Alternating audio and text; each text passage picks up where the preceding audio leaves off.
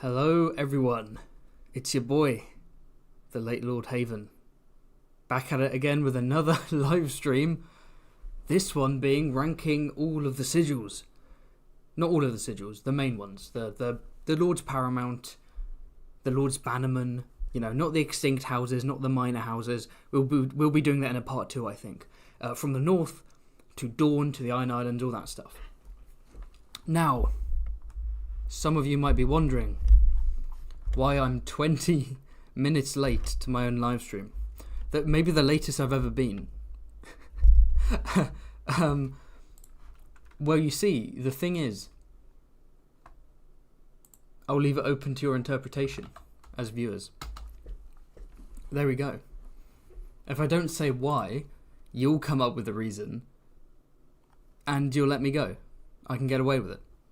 Because you might be like, oh, it's part of the bit. It's performance art, right? Late Lord Haven coming 20 minutes late. Performance art. Maybe he was escaping the Guantanamo Bay soldiers. Maybe he was on the run. Maybe his house was burning down and he had to quickly run into the street with his phone and set up the live stream that way. It's like when directors make a movie. When they make a film. And then the audience, they throw in a bunch of little details. They have no idea what the details are, but they throw them in. The audience goes, I know what that represents.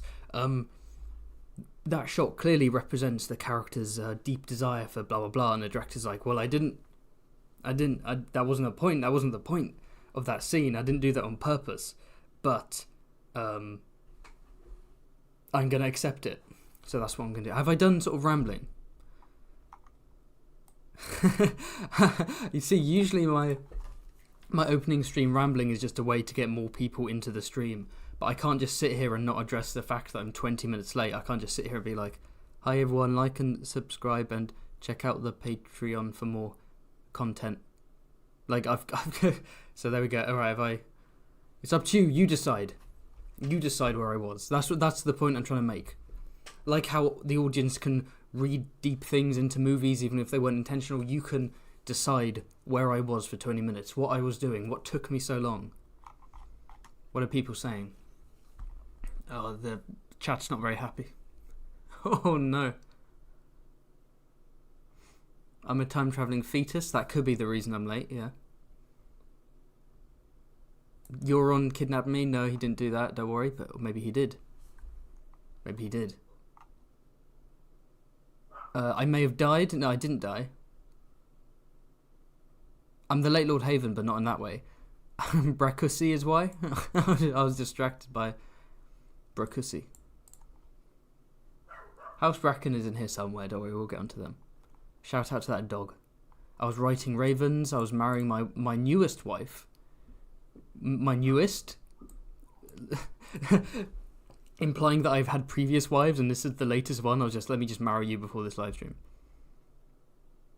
Freyacy? Yeah. I was getting, okay, I'll admit it, okay? I was getting the Freyacy.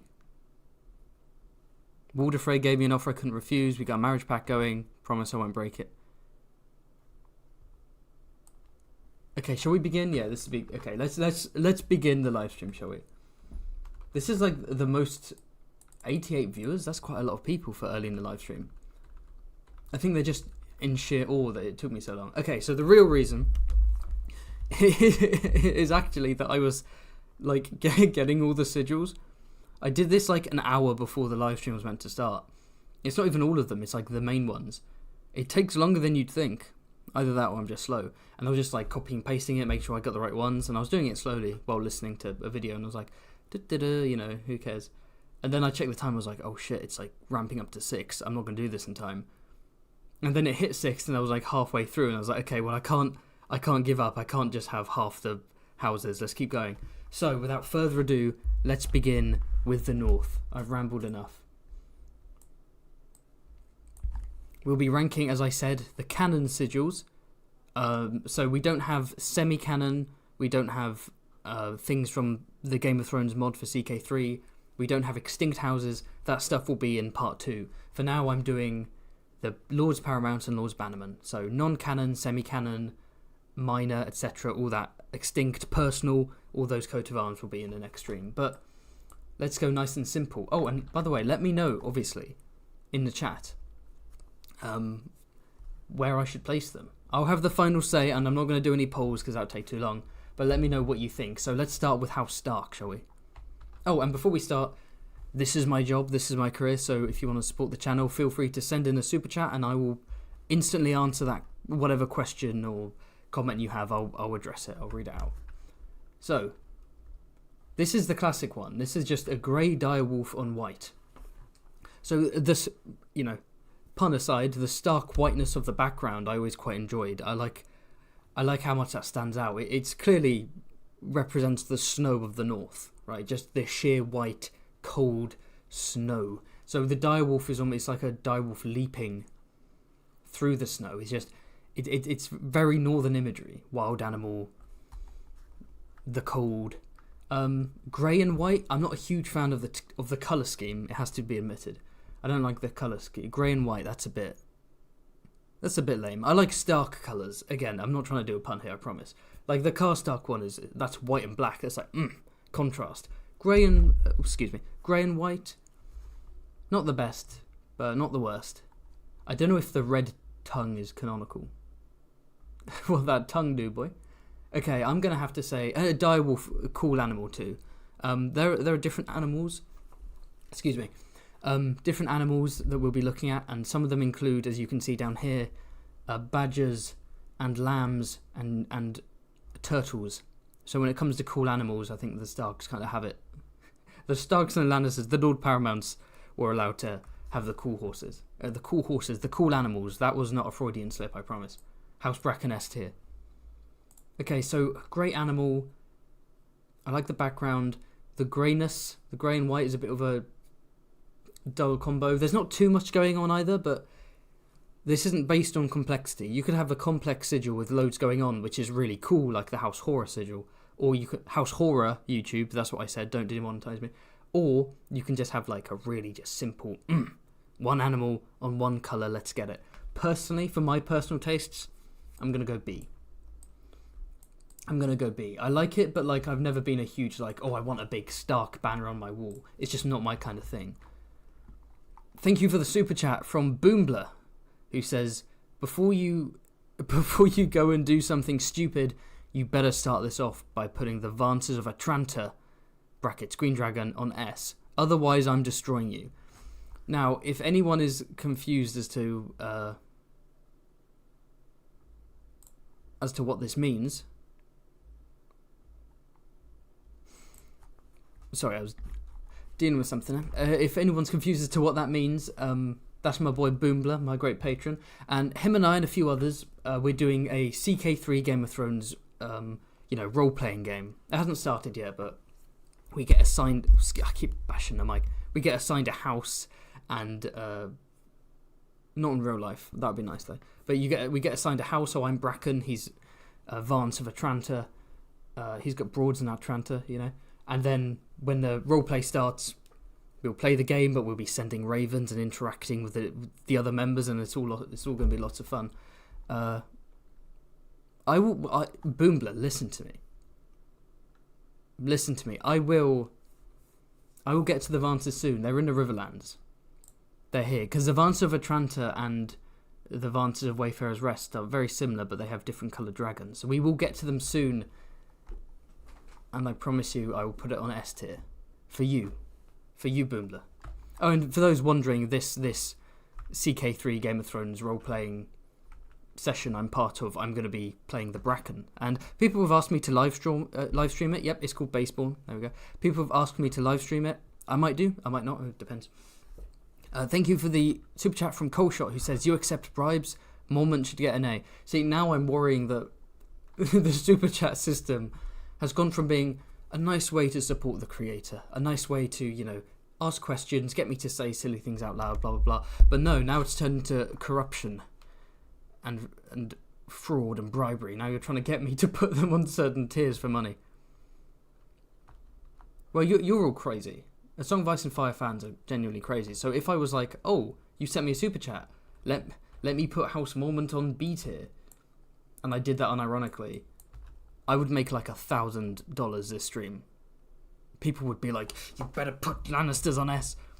And people are outbidding each other. I'm like, where do I put House Sunderly?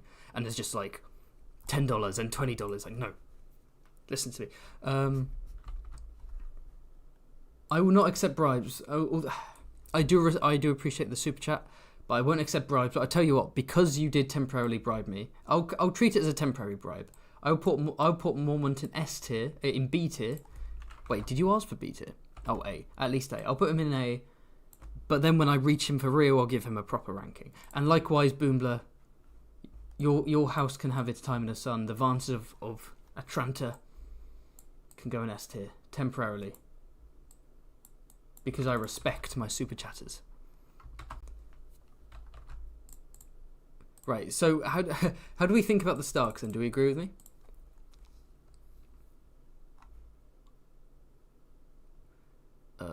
The book is... Oh, yes, and then that's another thing. For my part 2, where I'm doing all the other ones, I'm probably going to be including, like, the Game of Thrones sigils as well. That's what I was going to say. As well as all the minor houses, I'll probably do because they're slightly different. In the show, the Stark sigil is like the wolf head, the dire wolf head, and it's the same with the Lannisters, Lannister head, that kind of thing. Whereas in the books, it's mostly the whole body, you know. B is correct. Someone agrees. Okay.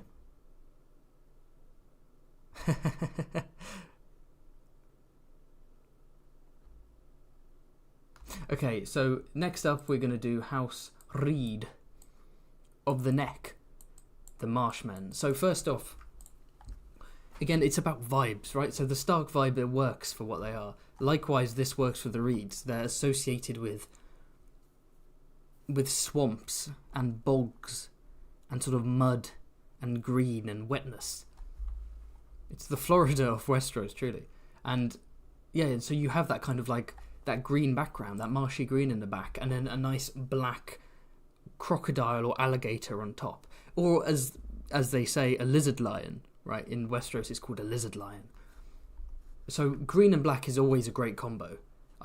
So colour combo is pretty nice. I prefer a starker green, personally, like a brighter green, but I think that kind of green works with the marshy, boggy Crannog man vibe. Crannog is a great name too. Speaking of how great George R. R. Martin is with words, Crannog, that tells you exactly what kind of people they are, the Crannog men of the Neck. What else? I like that big old tongue. He's got a bigger tongue than the Stark one. I feel like that could be higher up, arguably. And I like the circular nature of this boy. This scaly boy. Because you see that with snakes and so on, sort of representing infinities, the snake eating its own tail, that kind of thing. Having a alligator / crocodile I do like it. I like it's a good representation of House Reed. It's a good representation of the Crannogmen. I like it, but it's not like S tier for me, because it's not like, oh, this is really cool. S tier for me is like, I'll have it on my wall. I don't want the House Reed sigil on my wall. I just respect it.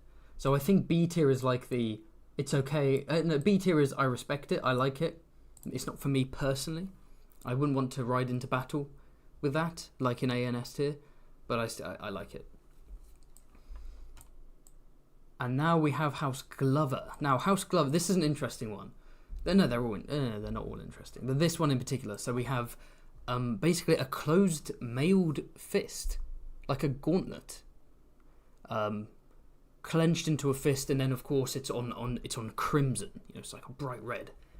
And they are House Glovers, which sort of implies that their family is descended from glovers, I guess, people who make gloves. I don't know whether the sigil is meant to be representative of that, like they're descended from people who made gloves or who made gauntlets, perhaps, and then rose to power.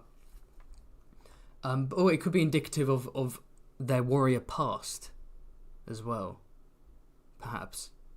But I think it's a powerful symbol, like a big closed gauntlet, just like boom, a fist. And then the red is like red. You associate that with rage, with fury, with blood, with fire. I think, and it looks great. The silver and red is a great combo, and I think if you're going into battle, it looks badass. It doesn't have the special something that an S needs, but I do think it's really cool. I'm gonna put it in A tier.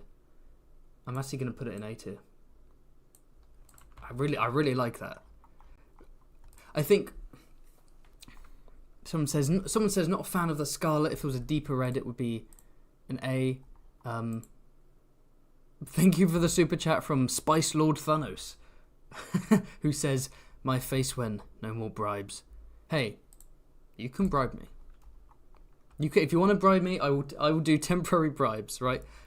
I'm not just corrupt, I'm lazy as well. I'll do temporary bribes, but then when I get to that house, I'll put it there. This just looks bad on me generally now, because if I don't do what the super chatters want, I'm a scumbag. But if I do, then people can be like, "Oh, did you see that Fantasy Haven stream where people paid him to influence his tier list?" You can influence business people, you can influence politicians, scientists, experts, but no. Lord Haven. And his tier list is what matters. That needs to be influenced with money. Bloody fist. Yeah, people are saying that a darker red would be better, and I do agree. I do think the kind of bright scarlet works more for, like, the Lannisters, shall we say. For the North, I do prefer the North having more muted colours, more kind of natural colours, so like brown and green and that kind of thing, earthy. So for me, a darker red would propel it into S tier. I'm going to put it A tier. Honestly, it could just be that I'm a sucker for like specific bright colours, and I'm just going to... It's orange on your screen. Interesting. Is it? I think it's meant to be scarlet. Okay, what's next? Next up we have Umber. And speaking of being a sucker for red, this is cool. So we have one of the more complex northern sigils, actually. We have a raging, roaring giant in chains, in broken chains. The implication is that, like, a chained giant that's broken, it's like, and it's like ready to go wild. So this has a lot of implications. So first off, how does it look? It looks cool. I think unlike the mailed silver gauntlet on red of the Glovers, I'm not a huge fan of the brown giant on red. I don't think that's a great colour combo. And I do like the Umbers having that red, because I think it's something about the colour red in the snow I'm a big fan of, right? So like the visual idea of the visual imagery of Stannis' forces, the fiery red heart of House Baratheon of Dragonstone, the like red, you can imagine red cloaks, red surcoats, red shields on against the stark snowy whiteness of the north. That's a great visual image for me. So I do like having some red up there, but I don't think red quite works with the Umber giant personally. So the colour scheme I'm not a fan of. The concept I am a fan of. It's such a cool idea when you have things like, some of these are like boars and badgers and a few lines, but then you have a chained giant. What's the mythology behind this? Are the Umbers, perhaps because they are so giant and huge, is it literal? Are they descended from giants, right? Or is it like a story? They have a drop of giant's blood, right? Like a kind of a myth, a legend, because they are so large, and genetically we are huge, powerful 7-foot warriors all through the different generations, and so to represent that, we created this coat of arms that represents us, the giant within. It's also great foreshadowing too, potential foreshadowing, right? Where the Great John himself, Lord Umber, the giant of Last Hearth, is chained up in the Twins after being subdued during the Red Wedding. It took 11 Freys to take him down. He killed 1, wounded 3 anyway. Bit Sir Leslin Hayes' ear off. Recently did the Umber video, that's why I remember that. I don't just pull that out of nowhere. So yeah, and there's this theory that he will, be transported from the Twins to King's Landing, but he'll maybe be freed potentially by the Brotherhood Without Banners, and will break his chains quite literally and be freed. And so the sigil acts as a fun kind of meta foreshadowing. I like that. And another thing worth noting is I'm going to be judging these sigils based on the region they're from and whether it fits the tone of the region. So the north ones are sort of, fierce animals like bears, wolves, and so on, or weapons, or armor pieces. or mythological beasts, but northern mythology, giants, right? Whereas in the south, the mythological beasts are more centaurs, right? Or there's in the Reach, there's a focus on fruit. In the Iron Islands, the sigil's a lot more sort of metal, kind of like. But we'll get into all that, trust me. So House Umber, let's go with. I really like the whole Rage Giant. Oh, it's also worth noting that these sigils are all from the wiki of Ice and Fire, and they've got very Microsoft Paint vibe. So I can't necessarily just look at it and be like, this doesn't look great, because I know it's about the concept of the sigil, right? Because there's other pieces of art for House Umber of a giant on red, and it looks cooler than this. This is very Microsoft Paint. So I'm gonna go A. It's still not S for me. S has to be special, but I like Umber. Shout out to a county in England, bordering Scotland, called Northumberland, literally Northumberland. Where does George get his ideas, eh? What do we think about that one? Before we move on to Mandoli, what do people think? People saying S, people saying B, people saying D. Okay, it's a mixed bag. I like it. I respect it.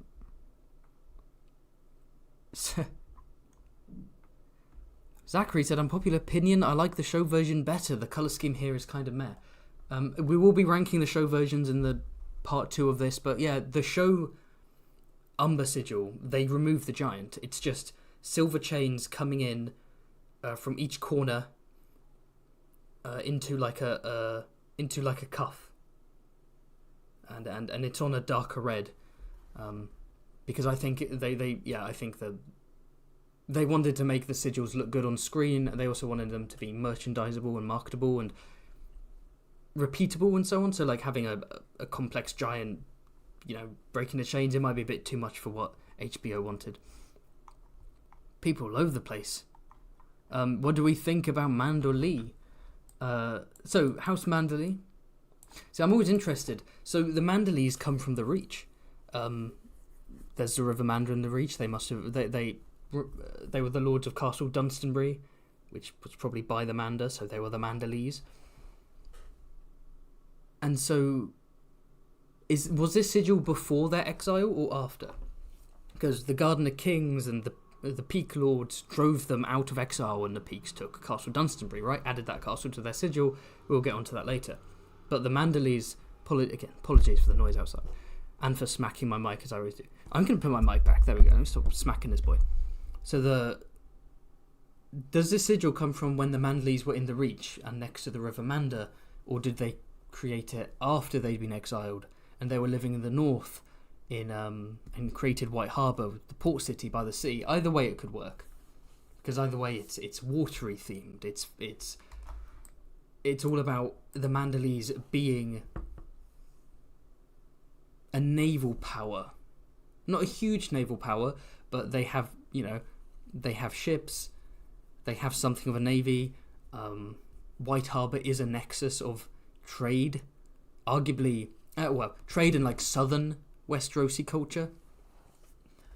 And so I think what makes me believe that this sigil is an ancient sigil from all the way we're now back in the Reach is that it does stand out compared to the other northern ones. The other northern ones do have a very specific vibe to them, right? Like I said, a giant, giants exist beyond the wall, a mailed gauntlet, a wolf, an alligator, an axe, a flayed man, and then we have like a merman, and that feels southern. I don't know whether I'm just saying that like retrospectively, but it feels like more of a southern thing. We don't really hear about mermen or mermaids in the north. Oh, to be fair, we don't really hear about them in the south either, but there we go. So it's a merman, looking like a green Jason Momoa. Look at those pecs, abs. Sorry, I'm getting distracted here. Ooh, he's got a big green beard, green hair, holding a trident, and he is on sea green. That's a fun thing. A lot of houses that are related to like the sea or port cities or islands tend to have that sea green background, which is quite fun. So first off, I love the colour scheme. I do like the colour scheme. Let me just double check the official description of the Manderley sigil in terms of colours, because the sea green, I'm a sucker for sea green. I love the Valarian sigil. I love the sea green in the back, but the green on top of sea green, not a fan of. I like contrast. I do prefer. So the description is it's a white merman with dark green hair, beard and tail, carrying a black trident. So a white merman, yeah, the white and the sea green works. The green of the merman, it's not as bad as it could be, having like two different shades of the same colour on top of each other. It does look good. Again, I do prefer more contrast. I do like what it represents, right? That sea power, that naval power. And if it was just a merman, that'd be one thing, but he's carrying the trident. He's got that symbol of power, you know. I quite like that. There's a Manderley called Sir Marlon Manderley, who is Lord Wyman Manderley's cousin, who sort of has his own personal coat of arms, and those are 3 silver mermaids on purple, which is quite a fun image. Where shall I go with Manderley? What am I thinking here? I'm thinking I view it the same way I view the Umber one. I think I'm going to go A tier. I'm going A tier. It's still, I'm saving my S for ones that really deserve it. I'm going to have to go A. I really do like the Manderley one. What do we think? Thank you for the super chat from Coleshot. Again, thanks Coleshot. He said, I'm really curious where you'll put Bolton. Don't forget to place the sigils from the donations. Don't forget Mormont. And Manderley is A tier for me. Hey, Mormont is on A tier. I respect the temporary bribes. Where will I put Bolton? Bolton is coming up next, actually. Coleshot. I read that at a good time. I haven't told my patron. I haven't done an announcement. This is the messiest live stream I've ever done. My goodness. For those interested, any tier of the Patreon, you get to join the Fantasy Haven Discord and just chat with me and my patrons. That's like the lowest tier. You can do that. Right. Okay. I got a. Yeah. No. Hello, Carl Karsnark. Carl is saying, I wish the merman was pleasantly plump like Wyman. The beluga whale of mermen, if you will. That might be Wyman Manderley's personal coat of arms. Is just like a big fucking whale on secret. No, that's rude. No, that's harsh. I'm not going to say that. Come on, I'm not going to say that. Next up, we have... House Bolton. Alright, let's go. Let's go.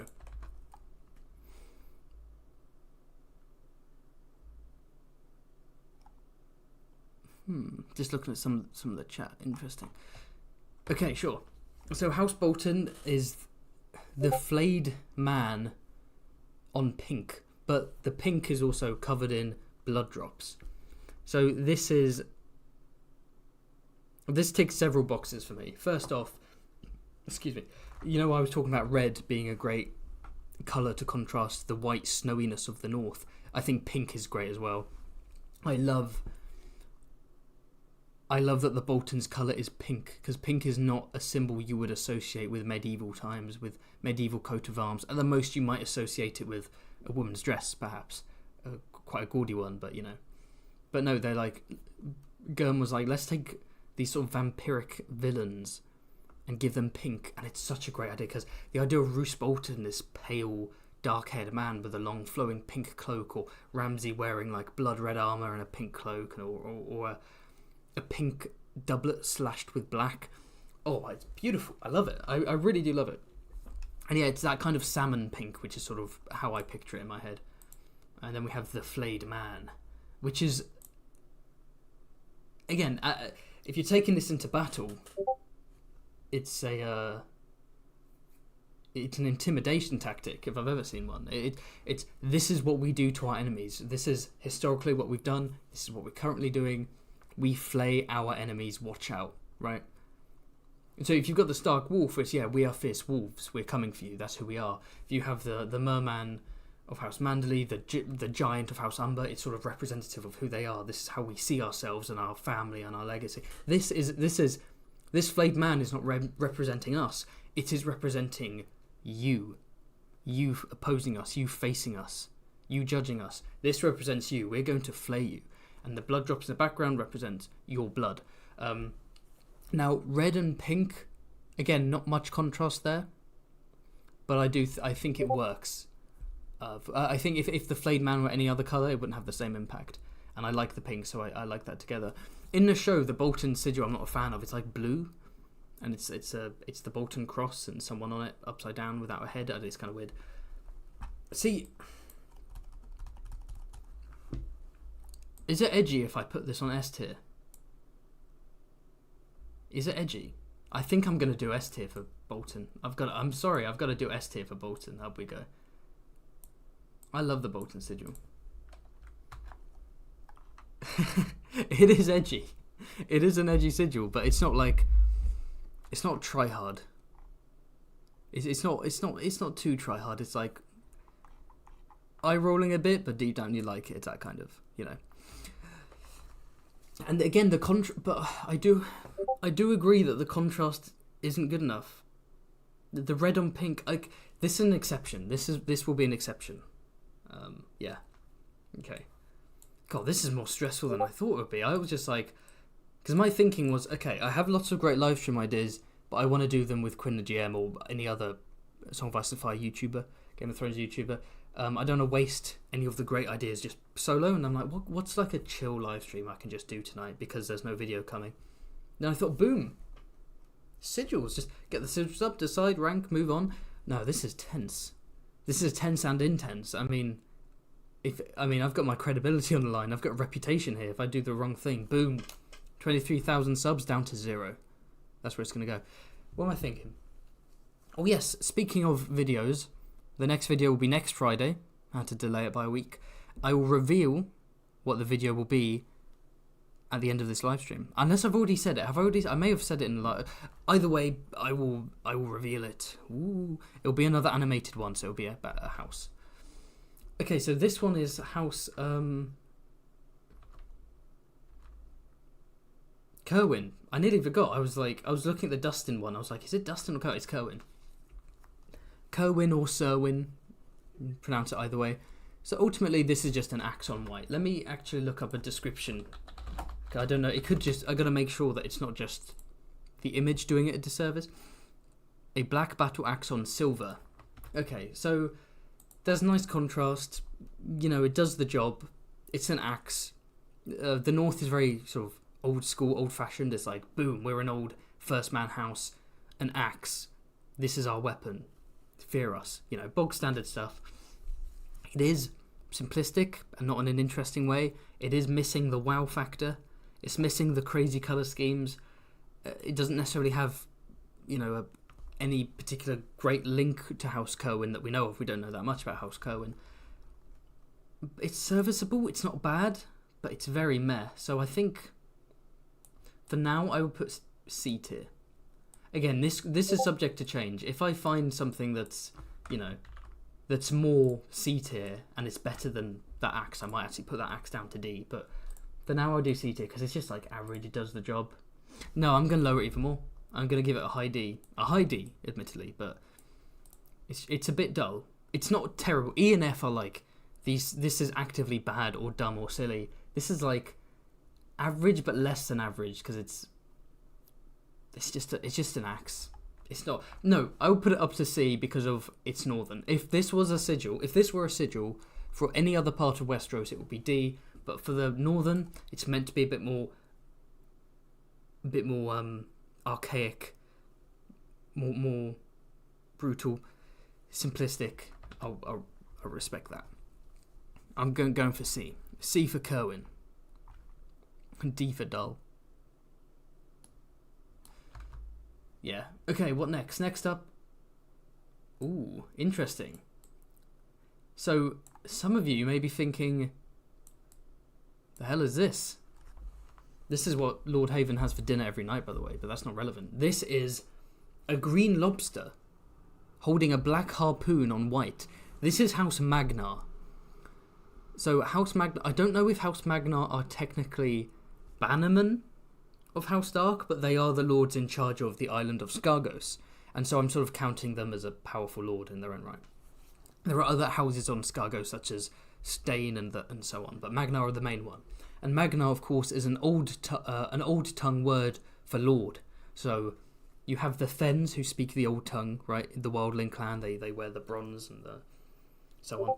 And their ruler is known as the Magna of the Fen, because he is the lord of the Fen. And House Magna must be descended, this Scargosi house, which have very strong first man ties, right? They're separated from the mainland. People think they're cannibals. People think they ride unicorns. They ride human meat. They eat unicorns. It's insane. They ride giant green lobsters. No, I don't know what the lobster thing's about. I'm getting ahead of myself. But anyway, yeah, so they must be descended from some lord, right? Like, Magna, and that became the name of the house. House Magna. So, first off, we do not know enough about the Scargosi other than rumours. So, in Winds of Winter, we'll visit them, hopefully, if that book comes out. Davos is going to rescue Rickon and Usher and all that stuff, and we'll learn more about them. But so far, the general northern cultural perception of the Scargosi, who they derisively call Skags, is that they're savages, they're backwards, they're cannibals, blah blah blah. As I said, they ride humans and they eat unicorns. It's crazy over there. This doesn't necessarily fit with that perception of like weird savage cannibals. It's a lobster. It's a lobster, mate. I don't know what to say. Now, it fits with the island theme, right? When you have an island houses, there's more sea-related imagery. So we have a lobster of the sea holding a harpoon, what the Scargosi must use, I guess, to kill sea creatures that they want to eat. And then the greenness does give it this kind of weird vibe, this otherworldly vibe. It's not quite right. It's not like... you can imagine there being a house in the south, in maybe the Reach, where the sigil is like a red lobster, where the green lobster's like, ooh, this is kind of different. But... And I do like the way it looks, like green on white, holding black. It's all nice colours. I think this is a C for me. This is just kind of like, okay, it's a green lobster. We don't know enough about the Scargosi to judge them too much. Like, is that a good... I don't know. I just kind of have to... Just judging in a vacuum, it's a green lobster holding a harpoon. It's kind of cool, but it's just kind of... What do you think? People like this. I've got some A's in here. I've got some B's. People are a big fan of this. The lobster is armed and armoured, that's true. Okay, next up we have House... Tall Heart.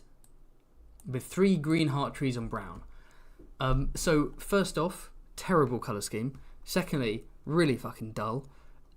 Thirdly, does it make sense for the house? House Tall Heart, yes. It's a northern house. This is the kind of sigil I'd expect a northern house to have.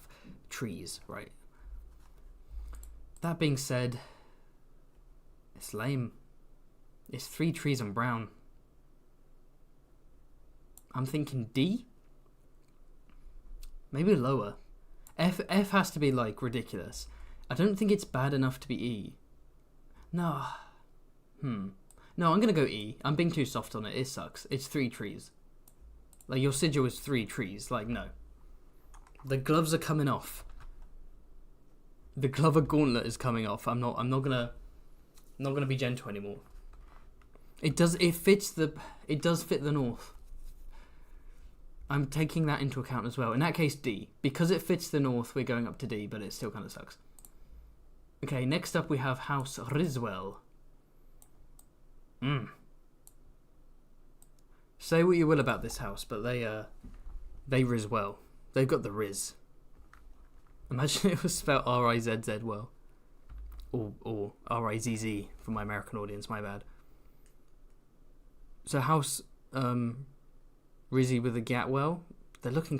So we have a black stallion with a red mane and a red eye on brown with a black border. Now that's cool.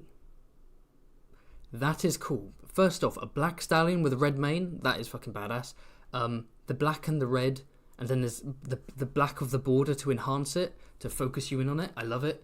And the mane is like billowing in the wind. It really does stand out. I think it's really cool. That being said, it's the colours in between. It's the brown. And not that I can necessarily think of another. You know what? No, I think the brown is fine. I think it's a bit... I'm feeling like it drags the quality of the sigil down somewhat, but it exists as a tool. I think the brown behind the head exists as a tool, right? Like the focus is the black horse head and the red mane, and then the black border sort of... It's like a vignette, you know, it draws you in. But the brown is just there so that you don't have a black horse on black, because you wouldn't be able to see it. And I can't think of any colour you could replace that brown with that would work with what this sigil's going for. This live stream is going to be 2 hours of me just chatting absolute shit, by the way. I have no idea what I'm talking about. But I'm going to go... This is A tier for me, I'm not going to lie. This is A tier. Oh, it's really good. I'm tempted to go S, but like I said, I'm not a fan of the... When there's brown in a sigil, I can't give it an S. I can't give a brown sigil S, come on. What do people think? Oh, bronze, it's not brown, it's bronze. Okay. Goes to show how good my perception of colour is. Bronze, oh, that does change things. And then there's that first man link, bronze. Bronze armour, bronze weaponry. Oh, screw it, we're going S tier. They've got... The Rizwells have Riz. I've got to do S tier. Come on. You kidding me? Who'd you take me for? Let's go. Right. Next up we have House Dustin. Now this is a really interesting one. So first off you have the black handles of 2 rusty long axes. Rusty... They're specifically described as being rusty, right? So this isn't like a artist's interpretation. They are rusty. I do wonder the reasoning behind that. Does it represent the old nature of the house? Like the past? Like we have long been warriors. We've been warriors for so long that even our axes are rusty and we're still going. I don't know. You'd think you'd want like clean, fresh looking axes like the Kwin one, but I think it denotes their ancient nature. And then you have the black crown, because the Dustins used to be Barrow kings, I believe. So it's, you know, a nod to their royal heritage, I suppose, their kingly heritage.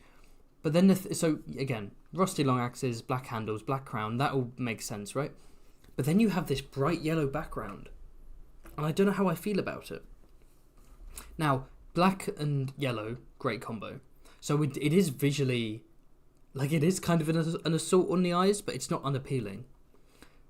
But I don't know if it fits the north, you know? It's I think it, other than House Manderley, who are literally from a different part of Westeros, it stands out the most. It feels the most disconnected from the rest of the northern sigils. Like they all have a similar vibe, and then it's the yellow.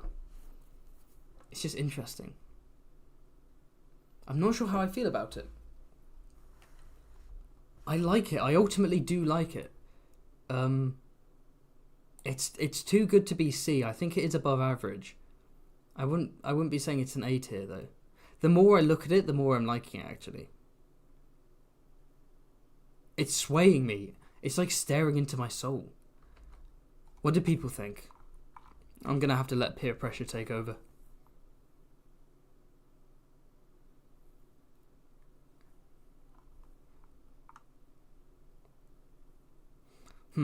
Bloodstained blades. They're not bloodstained. It is rusty. Rusty axes is how it's described. If it was bloodstained, then that's like a definite S tier. That's a definite A or S. The rusty, interesting, not as badass. People are saying B. Let's go B. Let's go B. I agree with that. I needed that push, bro. Let's go B. Right. Next up, we have the moose. We have the moose of House Hornwood. That's not a moose, is it? That's an elk, I guess. It's a bull moose. Yeah. A brown bull moose with black antlers on orange. Oh yeah, having gone on a big tangent about how House Dustin's yellow background doesn't really fit in with the aesthetic of the rest of the Northern Sigils, here we have a bright orange background, so as usual, ignore everything I have to say. So here we've got, so again, very northern vibes in the forefront. An animal, like a woodland animal, a big burly bull moose, and you got the black antlers. It looks really cool. Feels northern, feels in touch with nature, feels woodland, feels earthy. And then you have the orange in the background, and I do like orange. This is my stunning analysis. I do like orange. I don't know if it quite works. Like, again, it's not unpleasant to look at, but I don't know if the orange and the brown goes together. It's not... It doesn't quite... It's a bit off. See, I wasn't a huge fan... See, the thing... Look, the Dustin one, the black and the yellow, although, you know, weird sigil, they do go together. The brown and the orange, they go together, I guess. I guess it's the lack of contrast, which is a bit disappointing. Like, it's not an unpleasant clash, but it's not a pleasant mixture. So, but I don't know. I'm a sucker for primary colours, though. I'm looking at C tier. It's definitely not C tier. I think it's B tier. I'm gonna go B tier for the Hornwoods. It's cute. If anything, it's cute. Okay, well, as we know, Carl Karsnark is in the chat, and I think he's going to be happy with this one. I don't know if my patron Key is watching this stream either, because Key, I know you're a fan of this next house, but here we have the one, the only House Karstark. Right, so here we have a white sun. Let me see exactly how it's described. What's the exact wording on the wiki?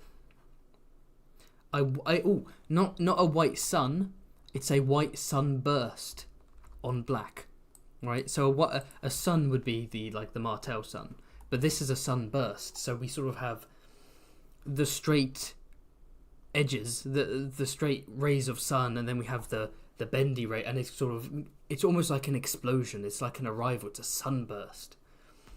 White on black, opposite colours. The contrast is beautiful. I've seen artwork of Karstarks with like black cloaks and black surcoats with a big white sun on them. It is badass. It is metal. It's better than the Stark sigil. Like, honestly, if this was the Stark sigil, that would be something.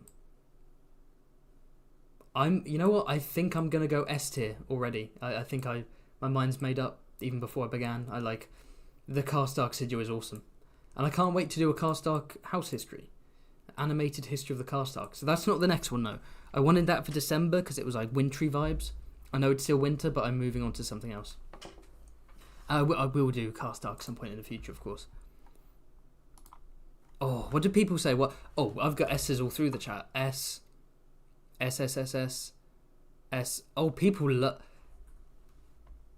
We got an A, we got a B. Oh, people love this. I'm glad I'm not alone.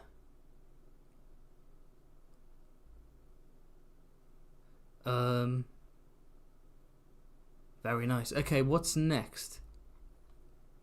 What should we do next? Sorry, just having a look at the chat.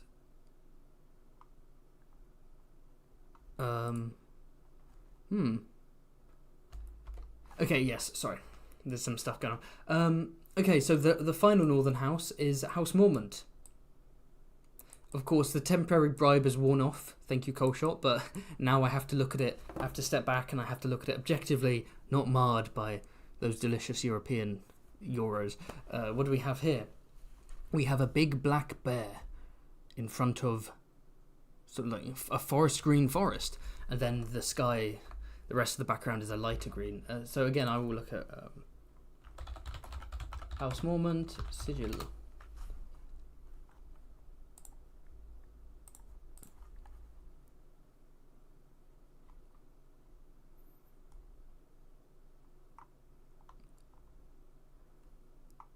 Hold on, there's a conversation in the chat that's distracting me somewhat. My apologies. Okay, I'll have to check that out later. So, Mormont, this is how it's described. A black bear in a green wood. Okay, so it's A black bear over green wood. Okay, so the artist's interpretation for black bear over green wood is to have the green wood in the background and then the sky is also green, right? Because it hasn't given any other colours. So that's a good way of interpreting it. So first off, as I said before, along with black and yellow, I did say this. Black and green is a great combo. I love black and green. But unlike the reed green, which is a lot more faded, and it's meant to be more marshy, I guess. This is just described as green, so it's a nice black and green combo. I love that combination. Those Slytherin colours, I love that colour combo. And then again, we're jumping into that classic northern, big, powerful woodland monster, a woodland beast. So we had the big bull moose, wolves, horses, and now we have a bear. I think it's perfect for the north. And then again. See, I would be like, maybe this is B tier, but because I like the wood element. I like that it's not just a black bear and green, which would be cool in itself. But again, sometimes simplicity is key. Sometimes a little bit of extra can help out too. So, I honestly, having put it in A, I think genuinely, uninfluenced by the bribe, is going back in A. I really like it.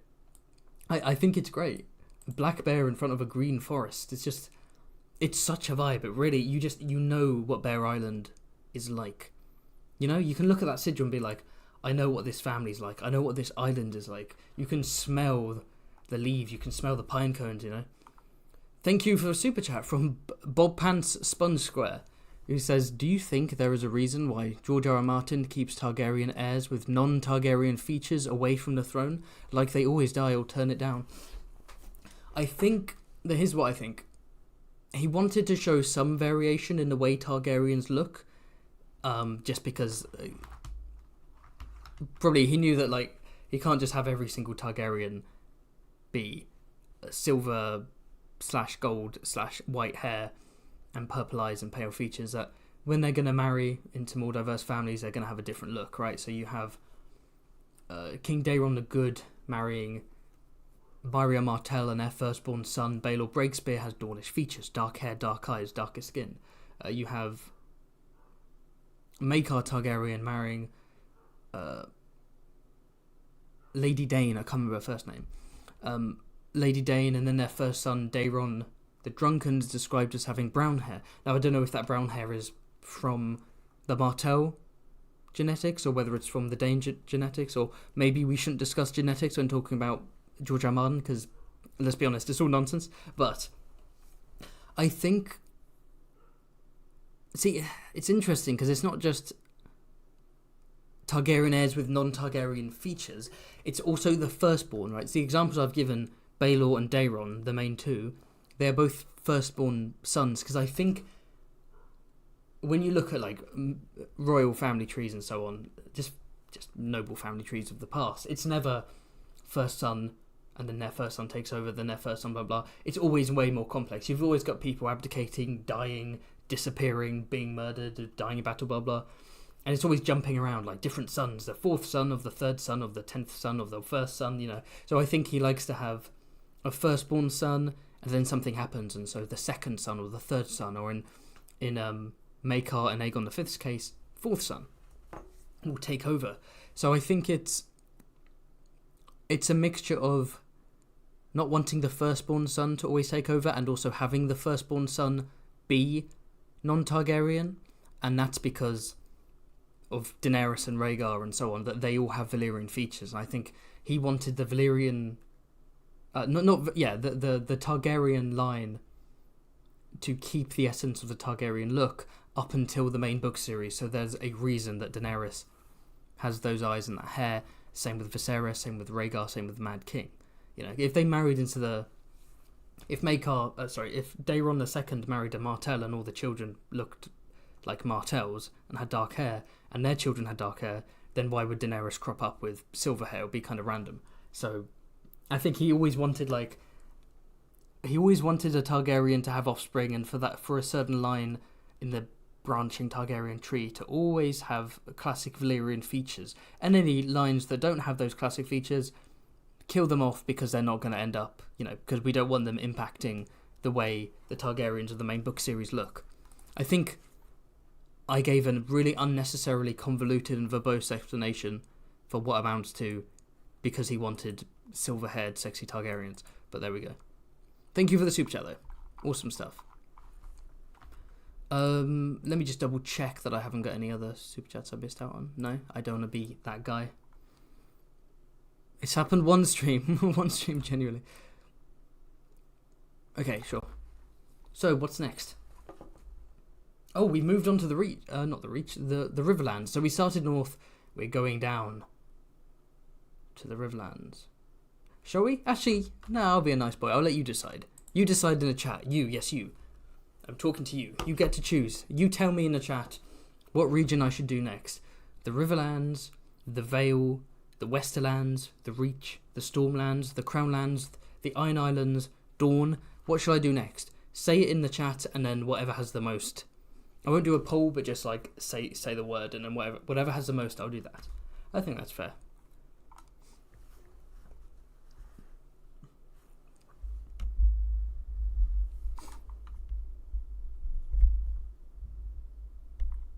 I haven't done a Targ tier list. Kwin the GM has done a Targaryen tier list, I think.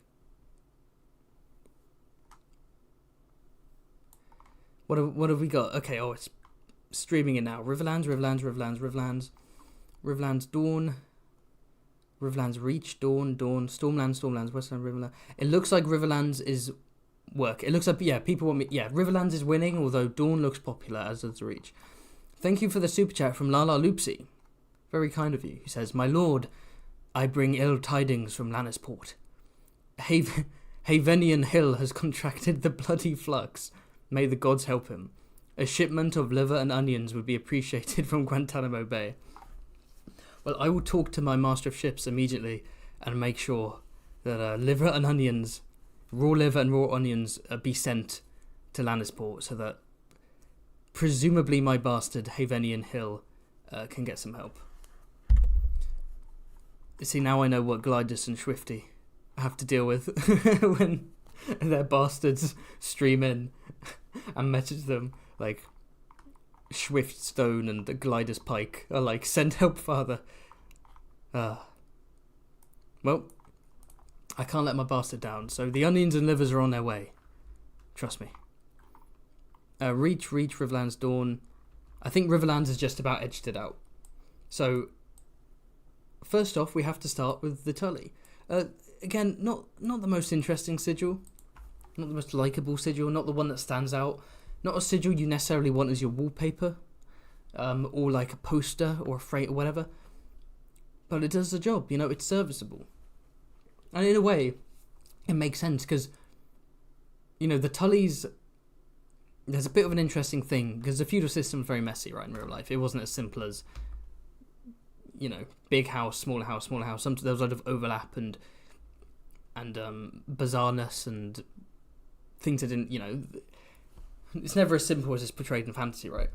But interestingly, George plays with this a bit in the Riverlands, where you have the Tullys, but it's admitted that, they're in charge because the Targaryens put them in charge, but they don't have the sea power that the Malices have.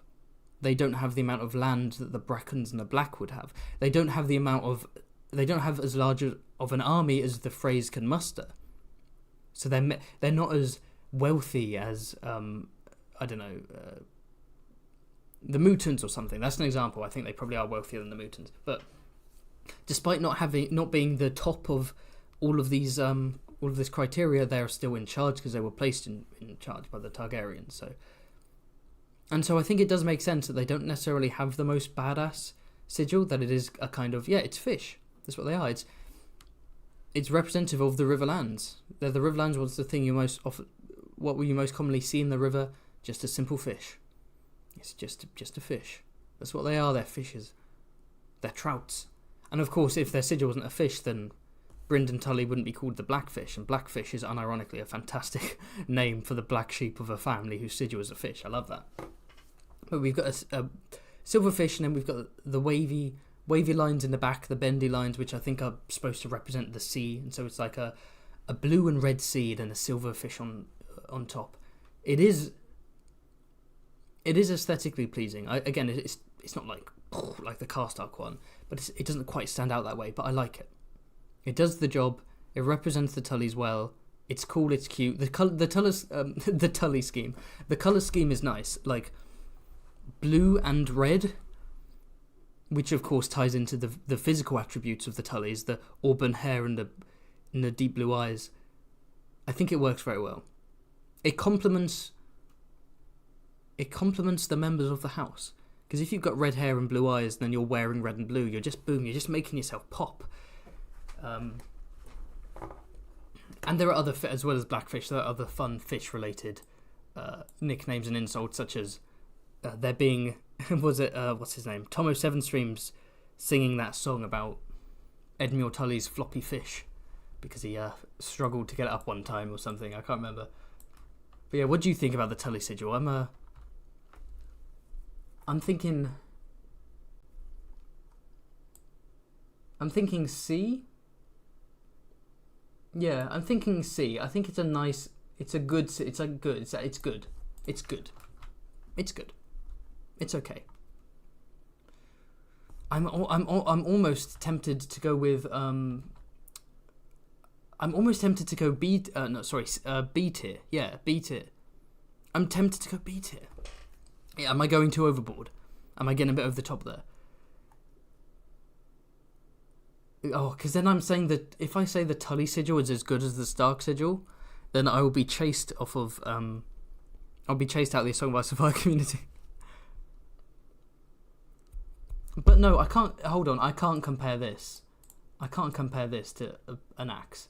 I'm gonna go B tier actually. I've never cared about the Tully sigil, but now I appreciate it. Looking at it in there, I appreciate it. So what should we move on to next? Let's look at the one, the only, holy shit. Thank you for the super chat from Andre. What the fuck? Thank you for the $100 super chat from my sugar daddy, Andre. And he says, smiley face. Well, smiley face back at you. Thank you for paying my bills. You're an absolute star. You're an absolute legend. He's also, like one of my highest tier patrons. And he doesn't even want any. He's a madman. He doesn't even want any of the perks and rewards. I remember I messaged you, Andre. I was like, "Are you interested in having your name shouted out at the end? Do you want me to draw a character for you that can cameo in a video? You want to be in the Discord? All these like different perks you get." And he was just like, "No." I was like, "Okay." Mysterious billionaire benefactor from up high who comes down and is like, "You amuse me, dancing monkey. Have some dollars," and like disappears again. Hey, Andre, you're wonderful. I love you so much. And also, thank you for the super chat from Coleshot, who says, "A beast rampant." Rampant coming from the old French for rearing up. Yes. So, So looking at the Mormont bear here, that bear would be described, if you're describing the sigil in official terms, it would be a bear rampant because he's rearing up. He's on his hind legs, right?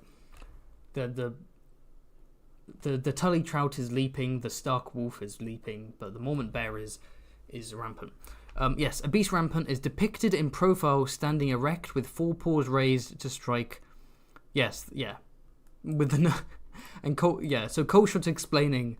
I interrupted me reading out his super chat to explain something that he then goes on to explain. I apologise. Let me read your super chat from the start. A beast rampant, old French for rearing up, is depicted in profile standing erect with four paws raised to strike. That's rampant on sigils. And then he put the nerd emoji.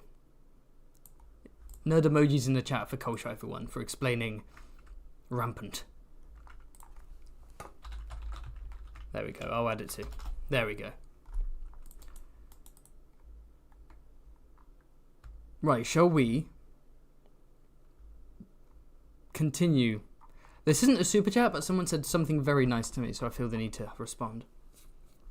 Peter said, "Lord Haven, thank you for the videos you made explaining in the CK3 Game of Thrones videos. Now I collected so many names for my Song of Ice and Fire mod for a game." Interesting. So what game are you adding a Song of Ice and Fire mod to, out of interest? Let me know in the chat. I'll keep an eye out for you.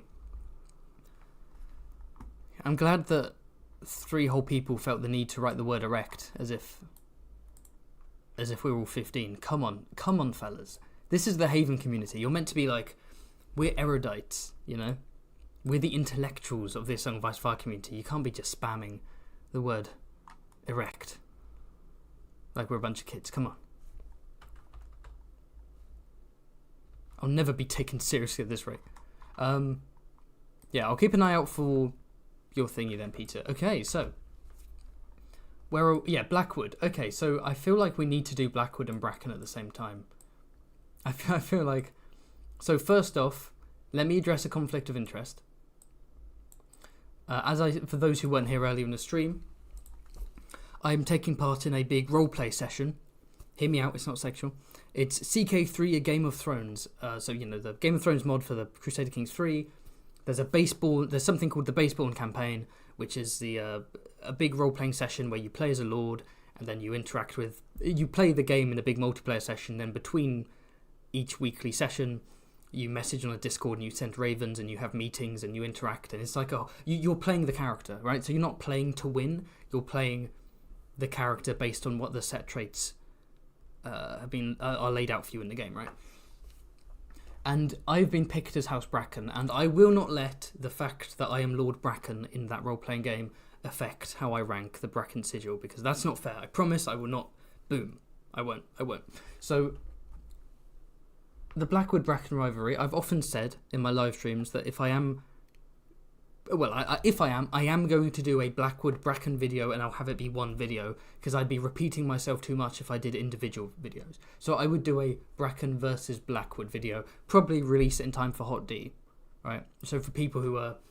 Because presumably they're going to have... We saw Brackens in the teaser, right? They're going to be Brackens and Blackwoods, hopefully in Season 2 of Hot D, and then people who don't know about them can find a video and be like, oh, boom. Why am I saying boom all the time? Is that my new thing? Is that my catchphrase now? I don't know. Putting them side by side is actually very unfair because the Blackwood one is insane. So, first off, we have a black shield with a white weirwood tree. They're the Blackwood connection to the old gods. And then the black imagery is, of course, in connecting to the fact that the name is Blackwood. The tree is not black, so it's not a Blackwood. So, obviously... We'll get to that discrepancy at the end. So, the white weirwood tree looks awesome, connected to old gods. They're the only Riverlands house that worships the old gods because they used to be in the north and they were driven down south.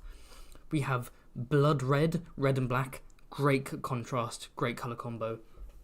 And to make matters more, to make this more zesty, we've got big black crows. We have BBCs. We've got big black crows. They're not crows actually. They're ravens, right? We have big black ravens surrounding it. So we've got it looks beautiful. There's a lot going on, but it's not messy. It's not confusing. It's not an assault on the eyes. It looks badass. It looks beautiful. It feels northern. It feels archaic. It feels rustic. I love it. However, as I said before, I got a bit ahead of myself. They are House Blackwood. And that wood is not black. That's a white tree. That's not so. F tier. Right. So moving on to House Bracken, we have. It's similar to the Dustins, right? Where you have the horse in front of a color, and then that shield is in front of a different background. So we have brown. They're already starting off badly with the brown. I'm not a fan of having brown in the sigil, and we can't say that's bronze. The Rizwell one, as you can see, the Rizzy Wells, that's bronze. This is brown. We have red on yellow and brown. Kind of a shitty colour scheme. Rampant horse. Thanks, Coleshop. Rampant horse. Very, very nice. I like a good red horse. I like the dark red mane and hooves and tail. You know, it's just the colours aren't great. You know, they're disparagingly called horse lords, and the Blackwoods claim that no, they weren't kings of the past. They bred horses and whatever. That's how they rose through the ranks of nobility. They bred horses. So they have that strong connection, and I don't know, it's kind of lame. It doesn't look awful. It doesn't look terrible. But it's also... Yeah. I would say it's meh. I'm tempted to go C, but horses are cool, so I think it's sensible to go S. So Bracken S and Blackwood F. Do we agree with that? Let's check the chat. I'm actually too scared to check the chat.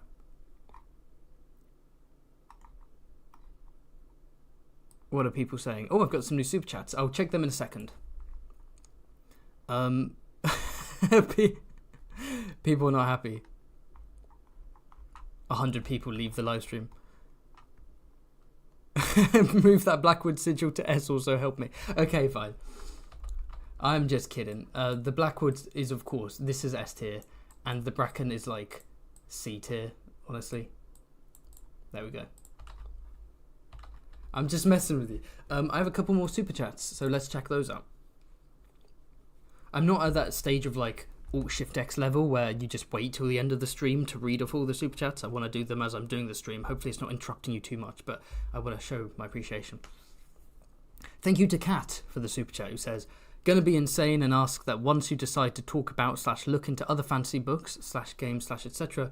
that you check out the lore for His Dark Materials, because I need more people to obsess over it. You got the melting face emoji. So I have not actually read any of the His Dark Materials books. I haven't watched the TV show either.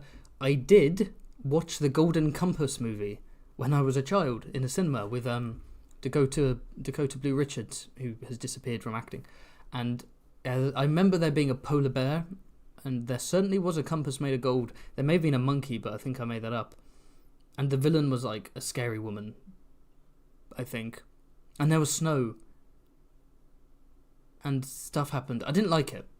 I watched it once in a cinema as a kid and I was like, this is a bit boring. And I've heard fans of the book don't like that movie either. But yeah, I've heard lots of good things about it. So I've of course I'm gonna add it to the list. I'll add it right now actually. I've got a list of things because obviously we got to do Dune content. We got to do Avatar: The Last Airbender coming out on Netflix. You think I'm not going to do Avatar content? Of course I've Warhammer Fantasy. I need to start looking into Warhammer 50k. 50k? Where'd that come from? Warhammer 40k. I know that's sci-fi. I can include some sci-fi and Fantasy Haven, right? Same thing. It's science fantasy, right? What else? Mod for CK3 called Godheja. Some people have recommended I do that. But let me make a note. Let me do a little bit of ASMR for you as I write down His Dark Materials. Everyone listen. Can you hear that? His Dark Materials. Alright. Your viewership has dropped to 5. There we go. I'll look into that. I've got a bunch of fantasy books that I bought years ago and I haven't read through them, and I'm actually getting through them. I did the Dune audiobook. That could be a live stream in itself, actually, talking about Dune, because I have very, very mixed opinions on that first book. And I need to get back to Memory, Sorrow and Thorn, the trilogy that highly inspired Gurm. Also, thank you for the super chat from Dev Cole, who says Blackwood S tier. And I think you sent that before I put it in S tier, but you're absolutely right. Oh, if you sent that before I put it, now it looks like I was bribed into putting it in S tier, and my reputation continues to fall down the drain. Oh, never mind. So, what next? Let's deal. So, Boombler bribed me to do a temporary House Vance of Atlanta. Let's bring them up now. So we have two. The one on the left, House Vance of Atlanta. The one on the right, House Vance of Wayfarer's Rest. Two branches of the same house. I don't know which one is the original. I don't think we know. One has green dragons. One has black dragons. And I think it's meant to... I mean, it hasn't been explained, but the implication is that each house perhaps joined a different side in the Dance of the Dragons.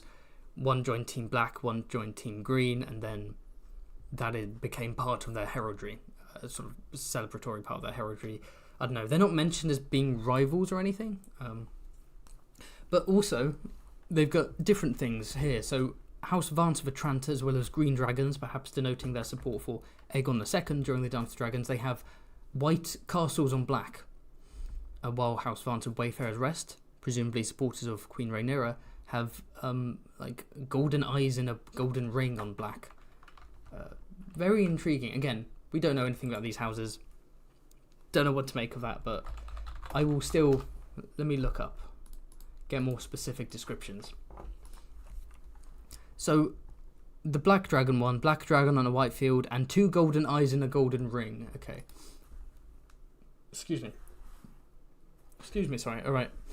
And then white tower on the black field. Okay.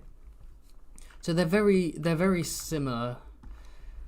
Very, very similar. What should we do then?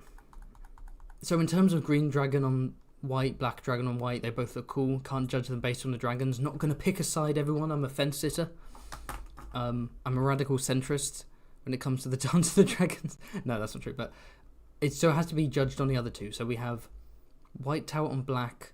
Looks cool. Cool contrast. Quite simple. The golden eyes and the golden rings, though. That's intriguing. That is intriguing. I'm going to put... I think they're equal, actually. They're equal, and I like a good quartered sigil, apart from like Rhaenyra's clusterfuck, her personal coat of arms. But there is something intriguing about. I think it's the mystery that gets me. It's like, what does this mean? What's the link? Tell us more about House Vance. What do people think? I know that it's a nod to the author, right? Jack Vance, George was a big fan of. So I don't know if the yellow eyes and the white the White Tower, whether that's meant to represent Jack Vance books or characters or plot points, or I don't know.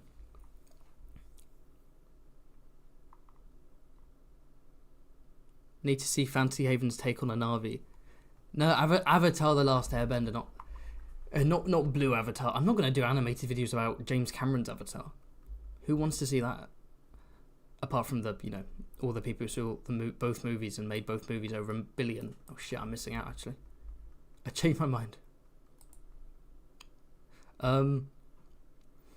Cole says, I assume the yellow eyes are children of the forest. Maybe? Could be? See, I've put them both... I put them both in the same tier, but some people seem to be... Like, now they're not a fan of that. The one is better than the other. Am I judging them too similarly? Okay, no, I agree actually. This one is cooler. The golden eyes and the golden ring, there's more intrigue there. This one's just a 4. I will bring the Vances of Tranta down to C. Boombla, I love you, but your house is C tier, right next to Bracken, where it belongs. Perfect. Get to sit next to each other there. Wonderful. Thank you for the super chat from Coleshot, who says... I can't see it. I go B tier for Boombla. Both houses. I gotta go C. I've gotta go C. Anyway, let's move on. So, obviously we have the greatest house in all of Westeros. I did a post recently. It was New Year, New Haven. You know what I'm saying? What kind of videos would you like to see in the future? Or rather, in 2024. What Fancy Haven videos would you like to see? And the response. Loads of great responses. If you haven't commented, check that community post out and on my channel and just let me know. Let me know all the potential ideas you have for live stream videos. I want to soak them all up. I'm responding to every comment. I'm trying to, at least. Someone said... And no, I'm going to find the exact comment, actually. Screw this. I'm finding the exact comment. This relates to the phrase, don't worry. This isn't one of my usual insane tangents. This is somewhat related.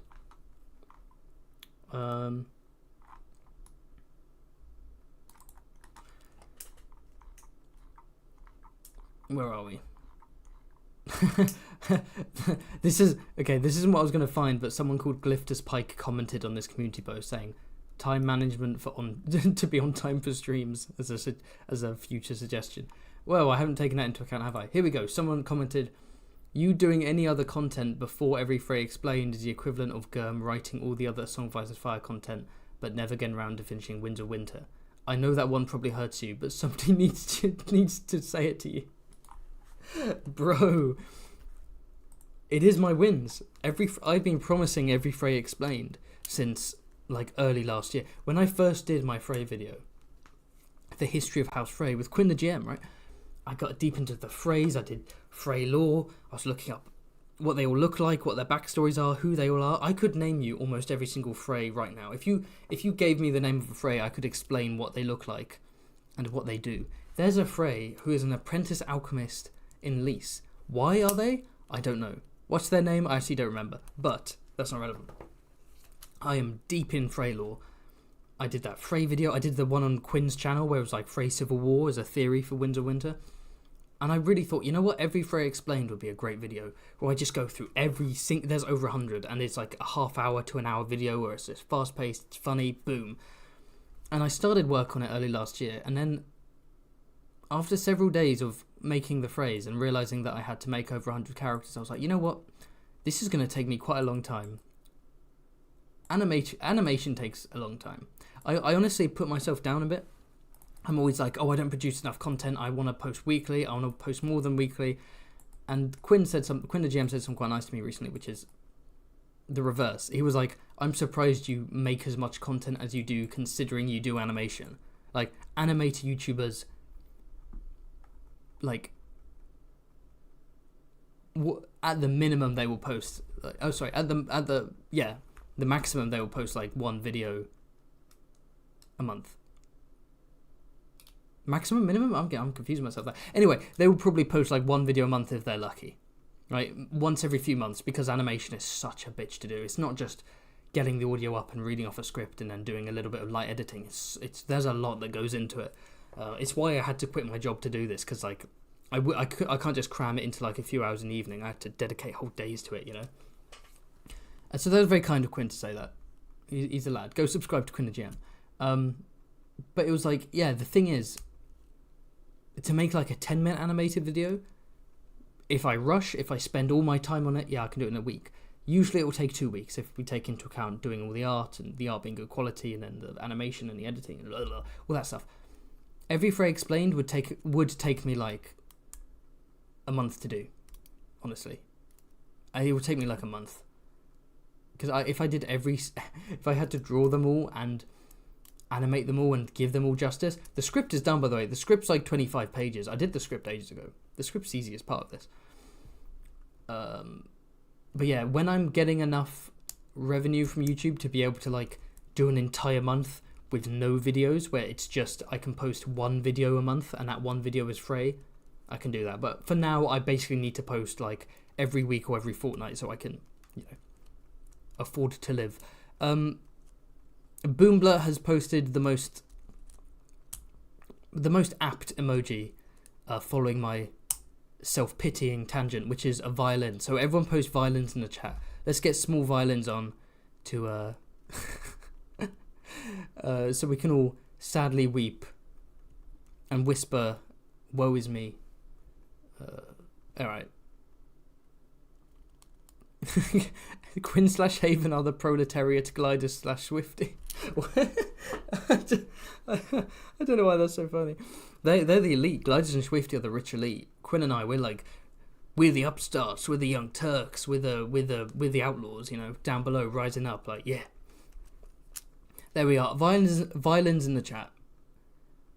Violins in the chat because. Carl Karsnark said, "Wow, I have to make cartoons for a living. Wow." Yeah, let me just complain about the fact that for a job, I get to stay at home and make fun YouTube videos. Oh, it sucks so much. Yeah. Thank you for the violins. I deserve that. God damn it. If there's anything more obnoxious than just like a generic self-pitying person, it's a self-pitying YouTuber. Fucking YouTubers suck. Okay, so where was I? Oh yeah, I'm judging House Frey Sigil. How did we get so separated from the original? Okay. So House Frey Sigil, we have the Twin Towers of Frey. Of course, famously, they built castles on either side of the Green Fork. And then if people want to cross the Green Fork, they have to pay a toll. That's how they became rich and wealthy. They're 600 years old, but they're new money because time and measurement is all the thing of fantasy in Westeros, so to speak. So this is representative of the phrase claim to power and claim to wealth and claim to status.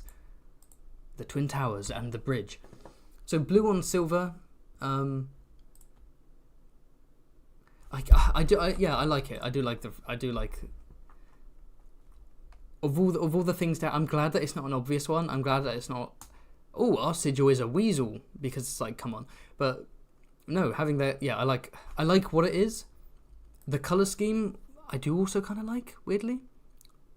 You think I wouldn't like a blue? It feels like it should be the other way around, right? Like it should be a silver castle on blue, but the blue castle on silver, it makes it stand out in a way that I quite like.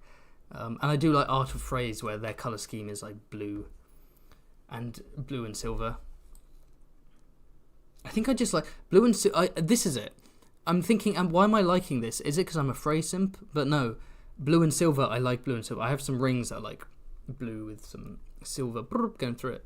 Sorry, no, silver rings with blue going through it. I like that color combo. So, and of course I love the phrase, but I can't let that.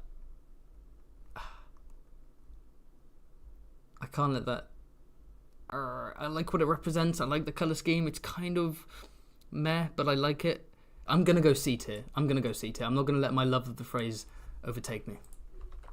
Every phrase explained is coming. I promise you, it's coming. S for each tower.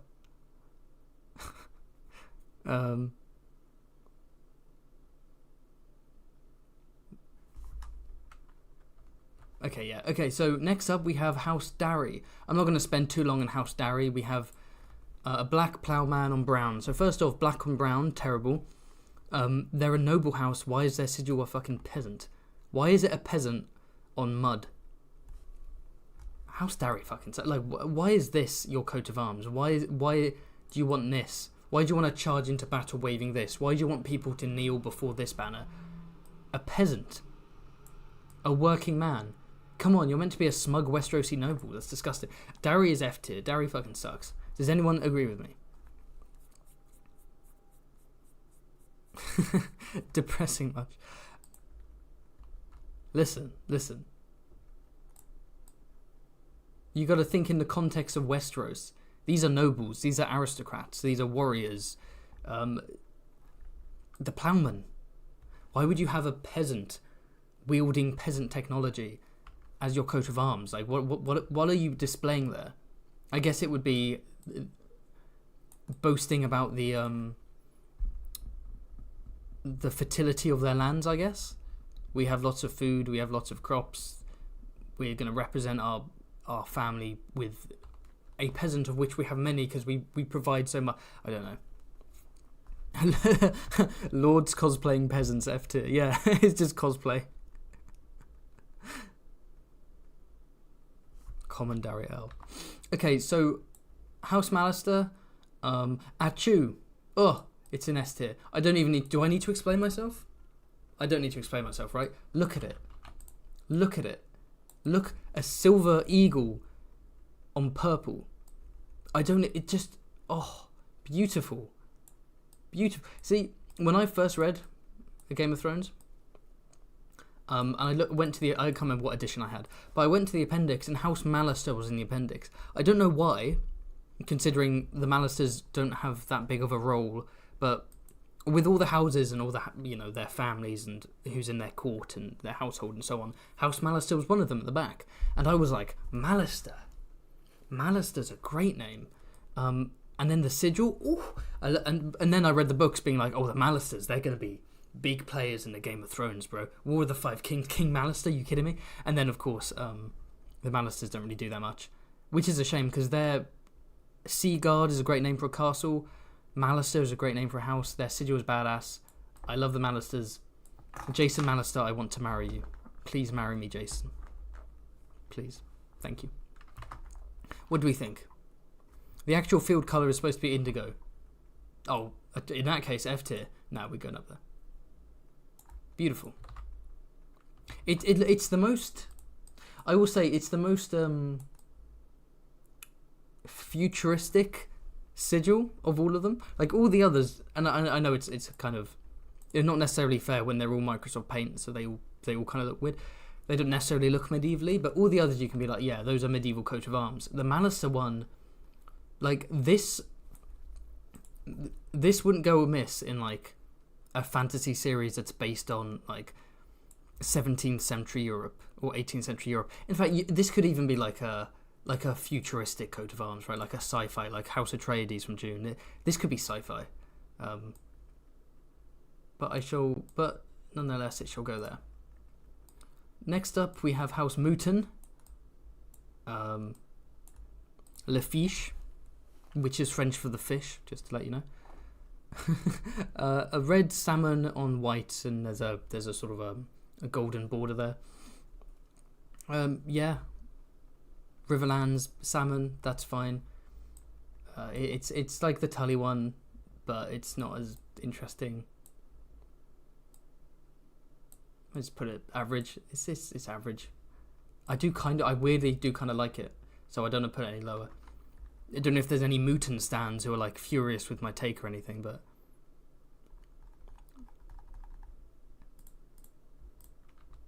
okay. So next up we have House Rhaegar. Apparently this is like a Bannerman house. I didn't even know that. There's like no info on them. It's a green tree, so you know, I don't know. I guess I've just put it with the tree. D is tree tier, I think.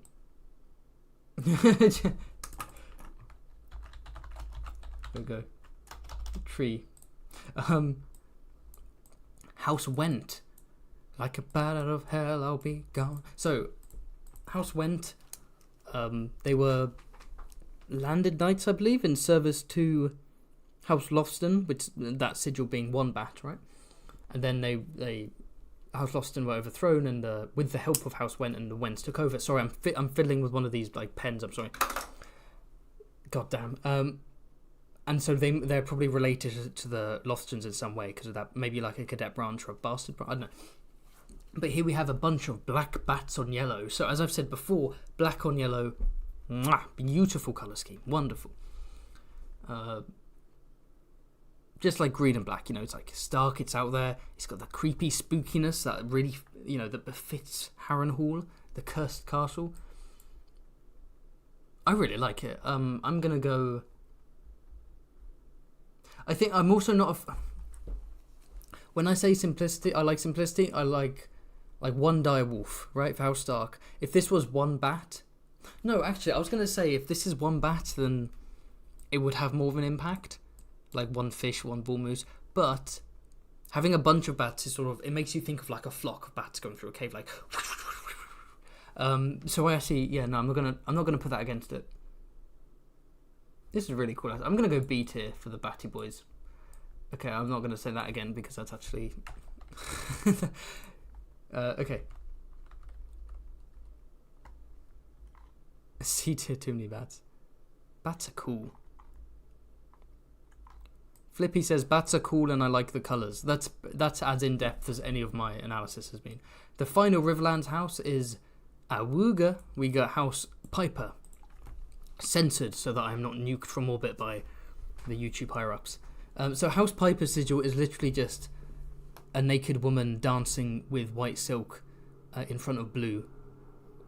It's the only house that has a naked woman as its sigil. You can probably, I don't know if you can hear the plane going overhead. They're not bringing in prisoners to Guantanamo. That's for me. They're coming to take me to Horny Jail because I've just got this sigil up. So it is interesting. It's like, what does this represent exactly? Why is their sigil a naked maiden? Is it a reference to the gods, like the maiden? One of the seven? One of the faces of the seven who are one? Well, I don't know if they'd represent a deity as like dancing and naked. That feels kind of disrespectful in a way. And the maiden is meant to be a symbol of purity and so on, so I don't think that quite works. Not that a naked woman is necessarily not a symbol of purity in this medieval landscape, or a virtue or something, but yeah, I don't know. It'd be interesting to know what the origin of that is. Like, is it a famous historical piper? Is there a legend? Is this the first piper? I don't know, but either way, naked woman, so S tier, because I'm a Song of Ice and Fire fan, so that's how I judge things. What do you lot think? People agree. Davin Lannister has a point. Who's getting intimidated by a shield with? Yeah, it's not intimidating.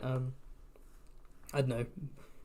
I don't know. I'd love to know why that's their sigil. It's clearly not something that's meant to intimidate during war, or it's not necessarily a show of power or strength or might. It's just, could be a historical thing, could be a cultural thing. Alright, calm down. So, this stream's going to go on for an hour and a half. An hour and 40 minutes. And not 2 hours because I was 20 minutes late. See, some of the later viewers here who've popped in later might not know that I started this stream 20 minutes late because I'm an absolute Chad. I'm going to keep going though. I wanted to finish at 8, but I love you guys too much. I'm going to keep going. Let's go. I do want to pick up the pace though, because I've been very slow. So let's move on to... I'll let you decide.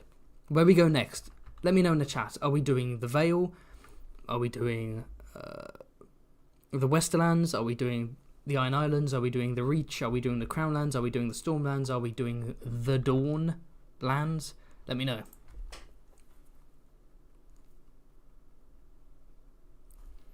Let me know. Live chat. Okay, I need to... The live chat's always too far behind. Let me check on my phone. I think it should be a bit more. Oh, whoops. What do we think? Aha, it's all coming in. Reach, Stormlands, Reach, Westerlands, Vale, Dawn, Stormlands, Vale, Stormlands. I have a lot of Stormlands. Stormlands. Reach, but where is Beesbury? I'm doing Lords and Lords Bannerman, so Beesbury's too low to be Bannerman. But part 2 of the live stream, we will see Beesbury. I promise you. You've got the Skagos houses. No, I got House Magna from Skagos. I'm doing the big houses. I think it looks like the Stormlands and Dawn are getting the most love. The Stormlands and the Dawnlands. I love how someone just says Florent. Like, okay. This specifically do have Dawn, Stormland. Oh, you know what? If the chat is torn between two specific ones, two specific areas, it's gonna come down to a poll. So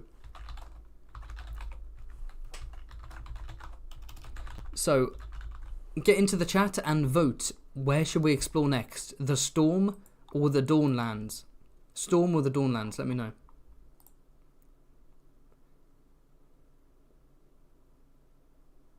I should have put Storm with an E to give it that. Oh, it's bouncing around. 30 votes already? Get voting. I love democracy. I love the Republic. I made Snoke. What a ridiculous... That fucking film. I made Snoke.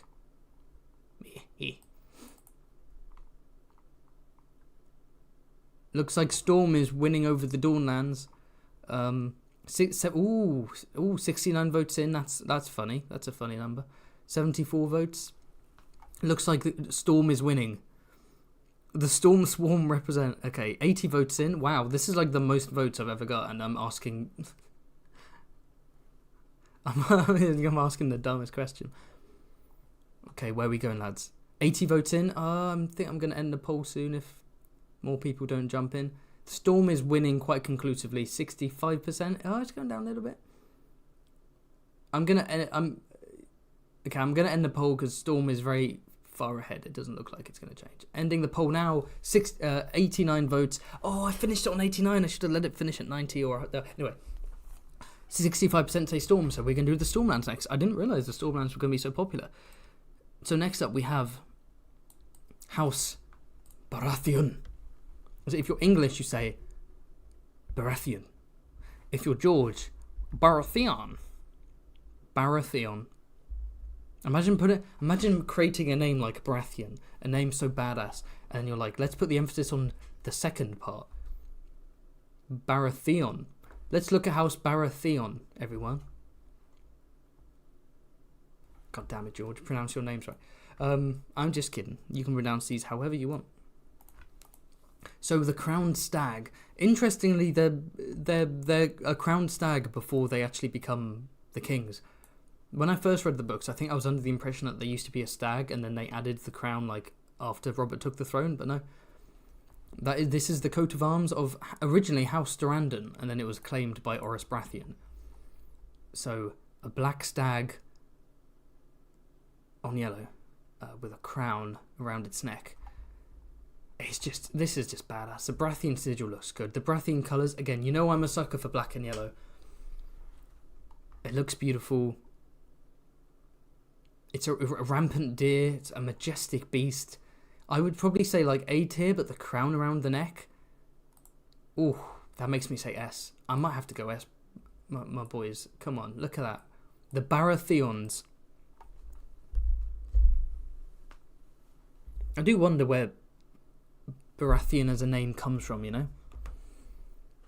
What's the origin of that? Because Orys Baratheon was Aegon the Conqueror's bastard half-brother, so is Baratheon like a Valyrian name? Or is that just the name given to him by his, you know, whatever side of his family wasn't Targaryen, and that's like a Stormlander name? I don't know. Oh, lots of S tier. Yeah. It's funny watching Andre pop in. Andre has not said anything the entire chat. All he's done is sent me... I say all he's done. He sent me $100 bloody with a smiley face, and then he's silent. And the moment I get the Baratheon sigil out, he's like S, S, S, S, S, S. Because his profile picture, of course, is the Stannis symbol, the stag with the flaming heart. Love you, Andre. You're wonderful. Oh, it's got to be S tier. You know it has to be. Baratheon sounds Valyrian, to be honest. Does it? I don't know if it does. It's a great name, but it doesn't sound Valyrian to me. I don't know. Right, so next up... here's another interesting thing one of my patrons raised in the Discord, right? Where they said that every region in Westeros has a second most powerful house, and also like a rival house. A house that's like rivals with and so look at the north. What's the second most powerful house? It's Manderley. What's the rival? It's Bolton. Look at the Tullys. Look at the Riverlands. What's the second most powerful house? Well, actually, that's more debatable. You could argue it's the Freys and the Brackens and the Blackwoods and the Mallisters. But the rivals are the Freys, right? You go to the Vale. What's the second most powerful house? It's the Royces. You go to Westlands. What was the second most powerful house / rival? It was the Rains. You go to the Reach. What's the second most powerful house? It's the Hightowers. Go to Dawn. What's the second most powerful house? It's House Ironwood. What's the rivalry there? Ironwood versus Fowlers. You go to the Stormlands. There's no such... We don't really know who the second most powerful house is, right? There's no kind of like, oh, House Baratheon has a famous rivalry with this powerful house, or House Baratheon is the most powerful house in this Lord Paramountcy, but this vassal is like the second most. We don't know that much, you know. I'd say the Stormlands are really underdeveloped, I guess, the Stormland houses. But here we have House Buckler, so 3 belt buckles, 3 bronze belt buckles and blue. I'm a sucker for blue, but that's kind of meh. I mean, belt buckles on that's E tier, I think. It's E tier just because this has become tree tier, and I can't change it. Next up, we have the Marcher Lords, House Canon of Brightsong. So again, we've got blackbirds on yellow. Black and yellow is a cool combo, but it's not appealing to me in the same way the Baratheon one is, or even the Went one. A bunch of birds, blackbirds on yellow. Maybe they're meant to be like mockingbirds, right? Because they're from Bright Song, so maybe they...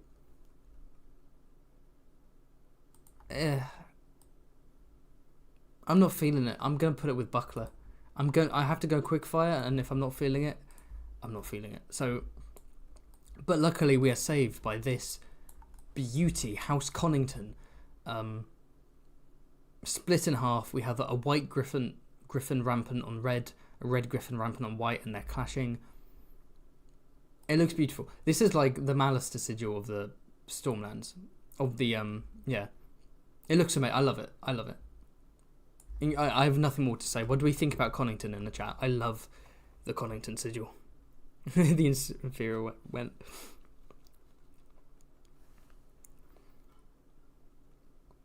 Yeah, it's gotta be S tier, right? Come on. Of course. Thank you for the super chat from Ewan Taylor, who says, "Keep up the good work." Thank you, Ewan. You're an absolute legend. Thank you so much. You're amazing. Why do I have so many viewers, and why have I got so many super chats in this stream? Like, this is like the most super chats I've got in a while, and the most viewers I've got without streaming with Kwin. Is it because I started? Do motherfuckers just like sigils? Or is it because I started late? Is it because I started so late? It was like so outrageous that people were like, "How dare he get away with this? I'm gonna watch him. I'm gonna hate watch him." No. Where should we go next? Oh, Dondarrion. So first off, Beric Dondarrion is the greatest name ever conceived by any author. Just putting that on the table. So here we have a purple lightning bolt splitting into two, because the story is that the lightning came down and killed two people who were trying to kill a messenger who was then able to deliver his message, and then he was landed and he founded House Dondarrion. So it's the split lightning bolt, purple and black. Mwah, beautiful color combo. It looks stunning. And then you have the white stars too. Picturesque. The debate is now, is House Dondarrion A or S?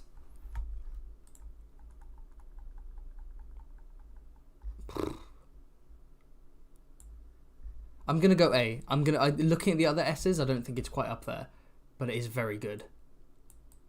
Maybe that's controversial. Let's see what people have to say. Let me know, bros. Lots of S's. Is A controversial?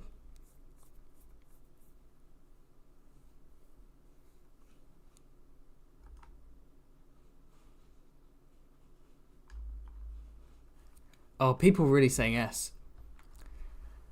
It is good. Screw it. Peer pressure's okay. Fine. S tier. Fine. Next up, we have.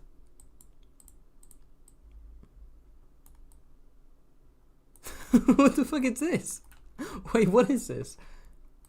Someone help me. What is this? House Haystack. My favourite. Let's look this boy up. Whoever is able to name this house first in the chat gets a special reward.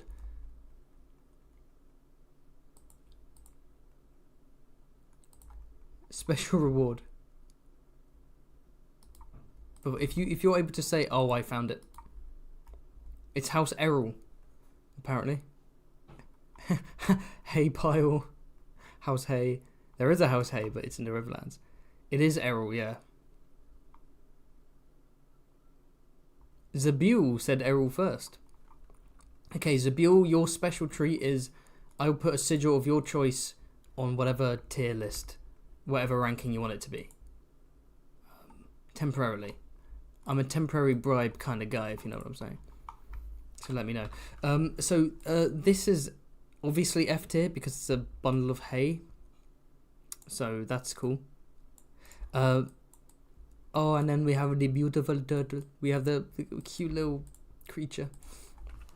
George loves turtles. I'm surprised House Estamont aren't as prevalent in the story, considering George is a big turtle guy. He's got the turtle on his hat. He had pet turtles in like a water tank with castles in it, and when one died, he said as a kid he would like imagine it was some kind of murder or assassination. He'd come up with a plot about who did it, for what reason, so on. Yeah, just a green turtle on green. It's cute. It's likable. I do like a cheeky turtle. I'm gonna go a nice C. It's average. It's okay. It's a little turtle. I like it.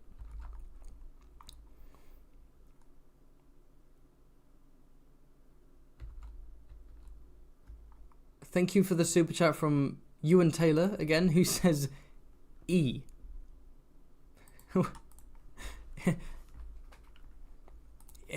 Okay, wait, E what? You want me to put... wait, Estamont? Are we talking Estamont or are we talking Errol?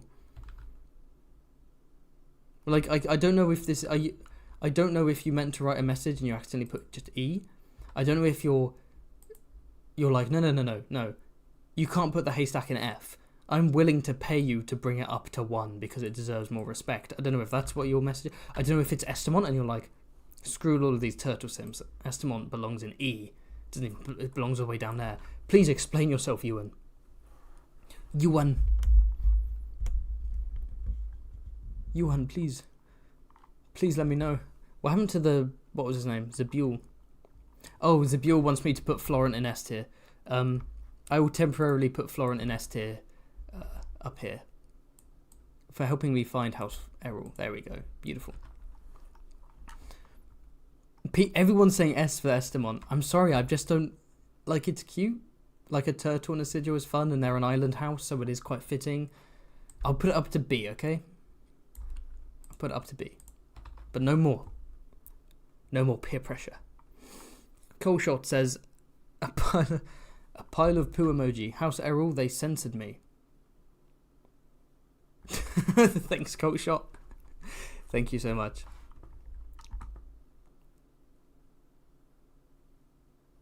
Um, 2k hours in CK2 Game of Thrones results me in knowing almost every coat of arms on site. It's a skill, you know. What did Ewan mean by E? Has he commented since? Haystack E. You really paid me to bring this haystack up into E.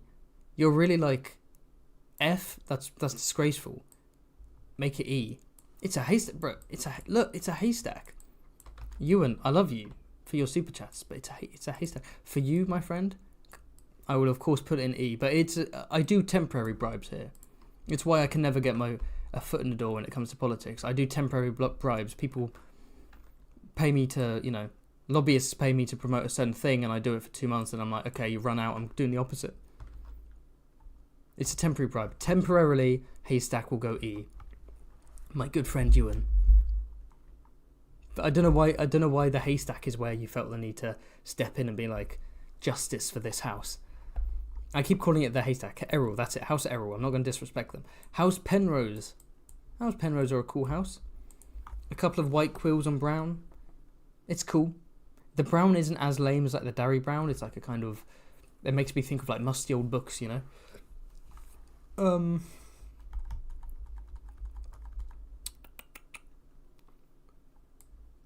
I don't think it's... Am I being too forgiving? I kind of want to give it C. I do like it. I'm not going to go... Well, D tier has gone now. We just have tree tier. Yeah, let's keep as is.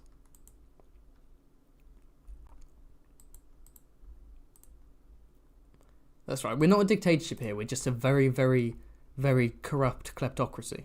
Trust me. The colours let it down. I like the... Something about it being a quill makes the brown background okay to me. Am I being too forgiving? Okay, looking at these sigils, I think I'm being too good. I'm going to change tree tier back into D tier. And I'm going to put Penrose back there. House Selmy. So here we have some wheat on brown. This has to be F tier. This is down there with the peasant and the stack of hay. The hay is in E tier temporarily because my good man Ewan bribed me, but it will go down when it goes down. But yeah, imagine charging into battle like, fear my peasant pushing a plough, fear my stack of hay, fear my wheat.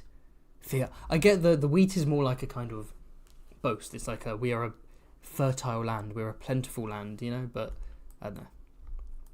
So this is House Stedman.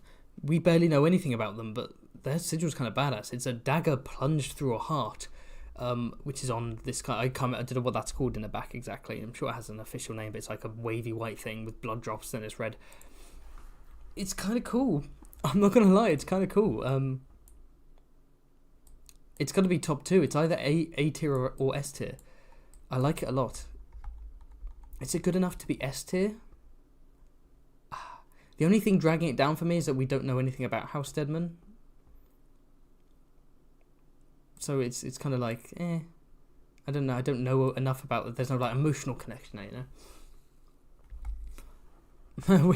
Which is ironic because we don't know anything about House Piper, and I put that up there anyway. Or what do we think? It's like a retro tattoo. Yeah, people are saying it looks like a tattoo. I'm gonna stick with my gut and go A. I do like it though. Stedman or Stadman. It's Staed, so Stedman. And now I'm a sucker for these boys. I'm such a sucker for the two houses facing each other, you know. Like it's not here because they're not like a Bannerman house, but House Faring, where it's like a white knight on purple and versus a purple knight on white. I love that one. So this isn't as good as the Connington one, but I do like it. It's dark, it's simple. Black swan on white versus white swan on black. It's House Swan. A couple of swans. I like it. It's cool. I'm going to go B tier for House Swan. Is that fair? Oh, yes. B tier for House Swan. It's funny because sometimes some houses are clearly, you know, like described to look somewhat like or act somewhat like their sigil, like how the Lions of Lannister have curly blonde hair, right? And then House Swan, you kind of assume that maybe they're all like tall and graceful and elegant and willowy and slender, but Balon Swan is just described as being like a buff guy with a big thick neck. It's like, oh, he ain't no swan. Oh, people love the swans. Honk tier. S tier, everyone's saying S tier. I'm going to go B tier for the Swannies. Thank you for the super chat. First time super chatter, Omnisire. I've got a big old Warhammer 40k lore book that I stole from from someone. I'm going to start reading that. But yes, Omnisire says, where is my Northern Mountain Clans representation? No big old buckets for the well? It's because I think the Northern Clans would make a good part 2 livestream thing. Where like part 1 I deliberately wanted to do the Lords Paramount and like the Lords Bannerman, and then all of the smaller ones, the minor ones, the semi-canon ones, the ones from the Game of Thrones mod for CK3, the show ones. I want all those to be in part 2. So yeah, I think we'll come up. Trust me, we'll come up to them. We have the Wolves, we have the Liddles, we have the Norries. I mean, I'm not gonna lie, the Northern Mountain Clans, I get their vibe, but their sigils kind of suck. So I'm not entirely sure where I would put where I'd put a bunch of buckets. Probably not very high up, I'm afraid, but if they're your boys, they're your boys. I'm not going to take that away from you. People are revolting, as in rebelling. I'm not being rude here. You're rebelling against me. You're saying S tier, A tier for the Swans. You really like the Swans, huh? I like the Swans too. I'm going to go... Oh, what do I want to do with the Swans? It is cool. I'm sticking B tier. My gut says B tier for the Swans. Yep, no, I'm sorry. We're moving on. Next up, House Tarth. So we have a white crescent moon on blue, quartered with a golden sunburst on, looks like pink. This is a cute vibe actually. I like this sigil. It's friendly, it's sunny, it's happy, it's daytime and nighttime. I like that a lot actually. I don't really think about the Tarth sigil much, but I think I might go A tier for the Tarth. Yeah, I like the Tarth.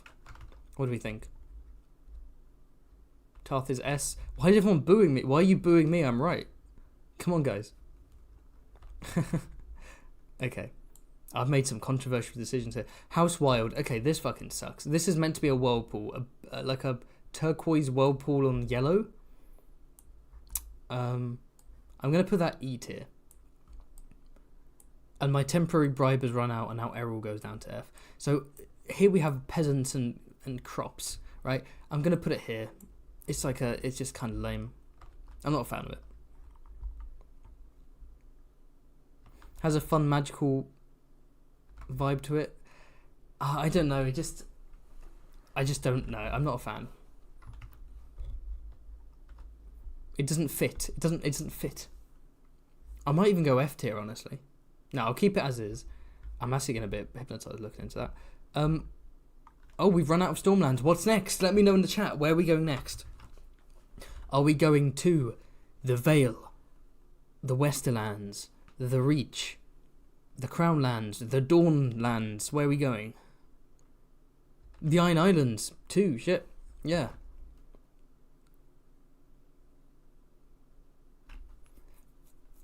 Let me know. Boomler says do Crownlands. Okay. Sure.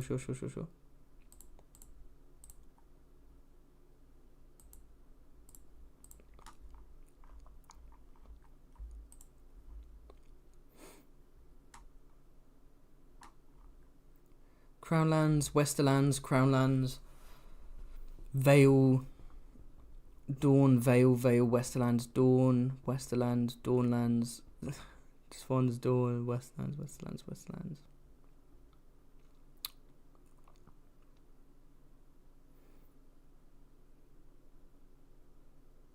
If you do Iron Islands, I'll give you £5. Corruption. Hey, you can't promise me £5. I don't work on promises. Who do you think I am? I'm not a mug. Should I put this to a vote?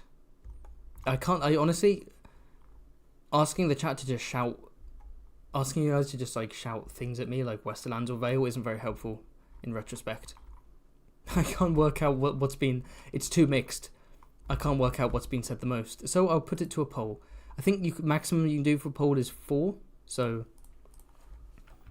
The ones that got shouted out the most were Vale, Westerlands.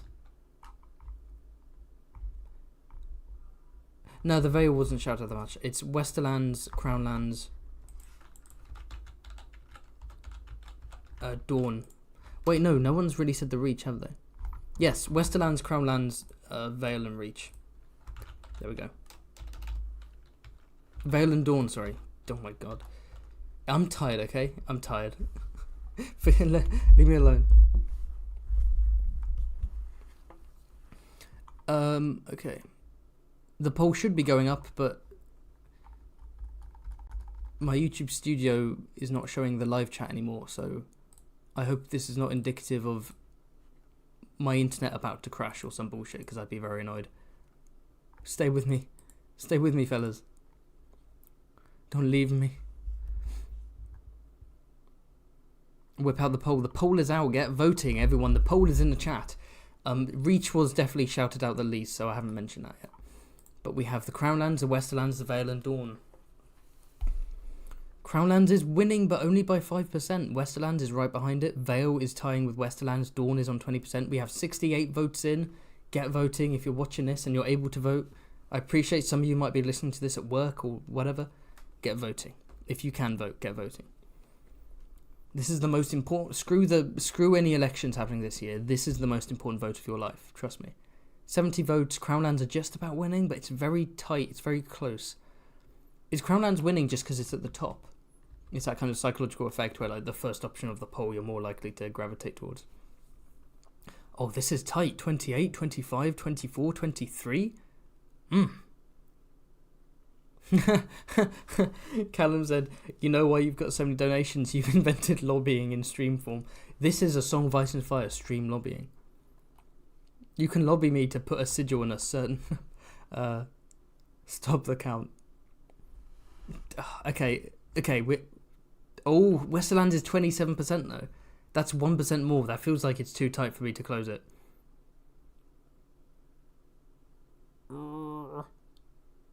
Oh no, Crownlands has jumped up 31% to... Okay, I'm ending the poll. Whew. It's over. We have to bear in mind, people who aren't listening to this live aren't going to want to hear me say, like, ramble about a vote that they can't see. Maybe they can see it. Can you see it in the live action replay? I'm not sure. The live chat replay, not the live action replay. God, I'm tired. Moving on, Crownlands has won. So, oh, Big T. You kidding me? Big T? Alright, here we go. The Targaryen sigil, the 3-headed red dragon on black. That has to be S tier. Like, yeah, that has to be S tier. The only reason I might put it A tier, is that I genuinely prefer the Blackfire sigil, which is not a political comment, but I do think the black dragon on red looks cooler than the red dragon on black, personally. But it's a Targaryen sigil. Come on, it's a 3-headed dragon breathing flames. It has to be S tier. It's got to be S tier. T for dragon. How much do I have to pay him to put Bracken below F tier?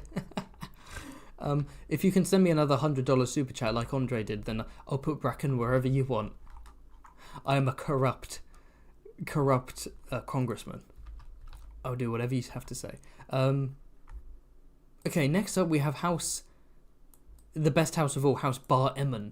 Supposedly this means son of Emmon.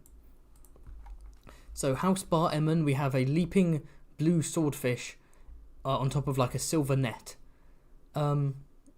Goofy ass house, goofy ass lord. He's like a chubby 15-year-old. Goofy sigil, goofy name. Everything about this is goofy, but I kind of respect it. Because I'm British, and what is Britishness if not goofiness? So C tier, a swordfish on a net. It's kind of silly. I'm gonna go C tier actually. I'm being very forgiving. I'm not being as harsh as I could be. What? Thank you for the super chat from Ironrod, who says, "Justice for House Wild. I beg you at least C tier." Ironrod's back from the dead just to be like, don't you dare. Do you reckon in Westeros they do sigil tier lists?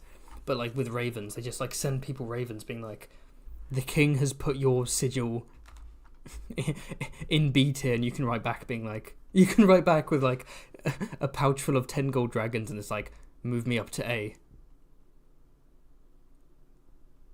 Alright, so C tier, I can't. I'm sorry. Ironrod, you're a legend. I love in House of the Dragon, I love the bit where you say darkling schemes. It's my favourite line of all time.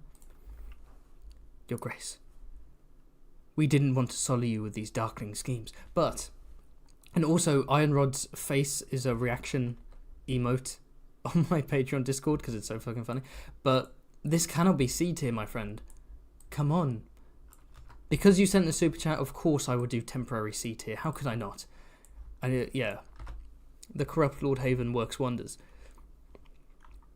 Coleshot says, "Don't be a targ." Thank you for the super chat from Coleshot. It says, "Don't be a targ sucker. Put it down. It doesn't deserve S." Dude, it's a three-headed red dragon on black. It's badass. Like, I think it's up there. It's up there. Just because I think the Blackfire one is better doesn't mean this should be down to A. I think it should be S. Or should it? I know, I do like it. I'm going to keep it on S. I'm keeping it on S. Okay, so next up we have House Celtigar. Or House Celtigar. It depends how you want to pronounce it. So, crab emojis in the chat, please. Here we have a minor Valyrian house, House Celtigar, a bunch of red crabs raving on a white background. This is, again, like Bar Emmon, it's cute. It gives me Bar Emmon vibes. So it should be C. But also just a bunch of crabs on a bunch of crabs as a coat of arms is just kind of funny. Like, it's kind of funny. I kind of want to put S tier for the meme. Oh, screw it, S tier. Okay, next up we have House Massey.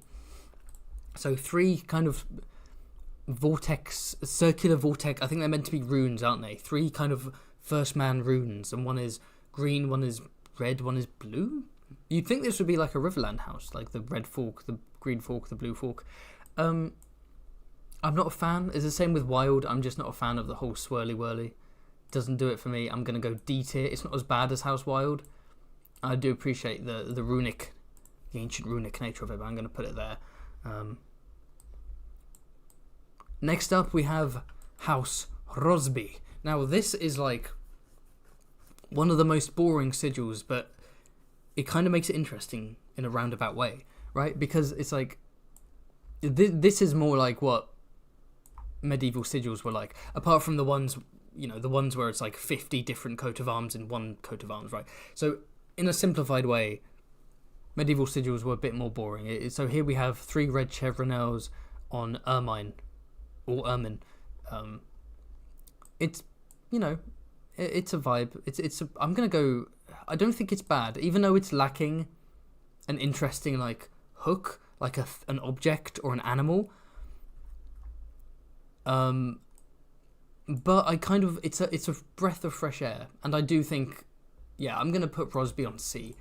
Am I becoming soft in my old age? It's my birthday this month, by the way. I'm becoming an old man in January. I'm gonna become 25 in January. Can you imagine it? I'm gonna become a quarter-life crisis. Next up, we have House Riker, who are currently in charge of Duskendale. So House Darklyn isn't here. House Darklyn will be here later in my next stream, right, when I do the other ones. So House Riker, it's a couple of black hammers on the Scottish flag, I guess. Why not? The Rikers. I'm not doing that again. Yeah, black hammers on the Scottish flag. This kind of badass. It's not enough of a hook for it to be B, but I think that's a decent C tier for me, honestly. What do you lot think? What do you think? Warhammer Scots.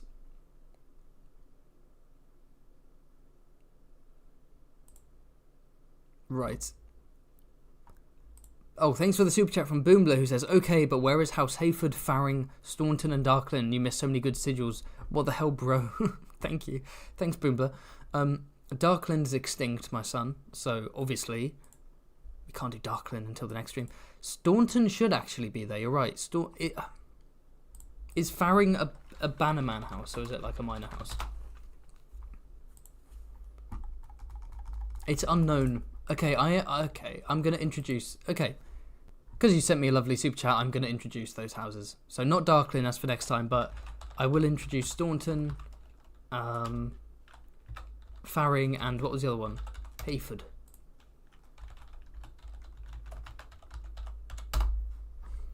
Right. Thank you, Boombler. And another super chat before we move on from Ewan Taylor, who says, for doing House Celtigar justice, have money. Thank you so much for the super chat, Ewan. Celtigar's, but yeah. I appreciate all the crab emojis, by the way. So here we have House Hayford. How would you even describe? How is this described? I'm not gonna lie. I'm already a bit sus about this one. I'm not happy with the way that looks. Green fretty over gold, a green pale wavy. Right, well that sucks. So you are going into F tier. That's just nothingness. And then Boomler, you also wanted the Staunton sigil. Now the Staunton sigil is slightly more interesting. So from what I understand, George R. R. Martin likes chess. He wrote short stories on chess. He used to do chess. Used to do chess championships. You could argue his writing's a bit like chess, right? He's always several steps ahead. And Staunton is apparently named after someone who's a chess player, chess champion. Am I getting this right? And so this is deliberate. Oh yeah, and of course the Stauntons are from Rook's Rest. You know, Rook's Rest, the rook on a chessboard is the castle piece. And the background of this coat of arms is clearly like a chessboard, right?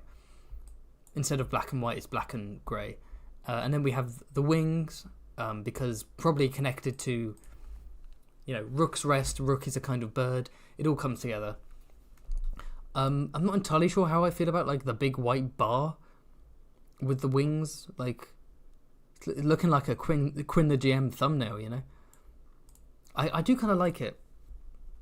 I like the link to chess. It's not enough for me to be like, oh, it's high, but if I didn't know about that connection to chess, that is like a chess reference, I'd probably put it on D, but I'm gonna go C out of respect. I can't play chess for shit. My dad was not the kind of guy who'd like I'm talking about him like he's dead. He's not the kind of guy who lets you win at chess. I remember as a kid I'd play chess with him, and he's not the kind of father where it was like, I'll let you win. Like, no, we would play properly, and like, I would lose every time. But I like that. That's good. Good way to learn. But I haven't done chess in ages, so I need to get back to doing some chess. It looks too much like a racing flag, Minnie says. Yeah, it does look a bit it does look a bit goofy. Shout out to Carl Karsnark in the chat, just dropping facts, dropping fire, telling you all to like and subscribe as if he's like working for me. He's not working for me, he's doing this of his own accord. I don't know why, he's a madman, but I appreciate it a lot, Carl. You're very kind. And I don't always respond, but I always love the little like factoids you throw into the live chat. It makes it very fun. So next up we have, and then finally Boombler wanted me to include the Crownland House Farring. I love House Farring. They're all described as like these big, buff, handsome Chad. Like Godry Farring is just Gaston in my mind. He's just like he's like a giant slayer. He kills a giant. He's in Stannis' army. He beheads a giant, and he's just this big, like, boorish man. I don't know. He's just Gaston in my head. But here we have a white knight on a white horse on purple, purple knight and horse on white. It's like the Connington vibe. I think it's really cool. In fact, I think there's a Farring sigil I found. I remember seeing it that looks. Oh, here's the thing. The sigil is actually describes two knights fighting. It doesn't mention horses specifically, so this is a artist's interpretation, because there are other kinds of other people have created Farring sigils, such as this one, which is there are no horses involved. It's just two knights, swords touching each other. The tips are touching ever so slightly. You know, the blades caressing. They're making severe eye contact. Their legs are trembling. They're getting excited. It's all about to go down. And and like similarly this one, there are no horses involved. So I'm gonna have to. I really like it. I might go S tier for this, just because I'm a sucker for that kind of vibe, like the Connington vibe, the contrasting colours, the split shield, the two main elements fighting each other in some way, rampant. Oh, I love it. So, right, there we go. A few more Crownland houses left. We have House Stokeworth. See, if you told me there's a white lamb on green, I'd be like, E tier. But this motherfucker is holding a goblet. This man is having fun. This little boy is having some fun, you know. What's he drinking? Dornish Red or Arbor Gold? I think he's drinking Dornish Red. That's what I think. I think he's, yeah. I do like the goblet. The goblet makes it charming. See, part of me is like, I'm doing a lot on C tier. I might go C tier. If it's just the lamb, it would be D tier. But the goblet makes it C. Like, the goblet is cute. And the bribery has now worn off, and so House Wild is going where it belongs, to E tier. Next up we have... what is it? What's this one? Oh, is this House Sunglass? Why did that pop into my head? It is. Oh shit. Yes, from Sweetport Sound. So the 7 golden 7-pointed stars is a reference to their faith. It's the sunglasses, I think, rebel a bit against Stannis, because they're like, no, we support the faith of the 7. We don't support this Lord of Light nonsense. And I think, is Lord Sunglass burned by Melisandre or something? I can't remember. But yeah, it's a very simple. It's golden stars and white. It looks nice. It looks kind of tasty. Like, I kind of want to eat it, if that makes sense. Yeah, they're very, very rich colours. Gold and white, kind of rich, and a reference to the faith. Godly. I appreciate a godly sigil. I can appreciate a godly house. I can stand a godly house. But there's not much going on. There's not much happening, you know. It's just kind of But it is aesthetic. Oh, people are saying F, D, Desaturated EU flag. yeah. With a lot of the member states having disappeared a bit. This is the EU flag in the year 2032. All rise for the sunglass anthem. I'm gonna put it in.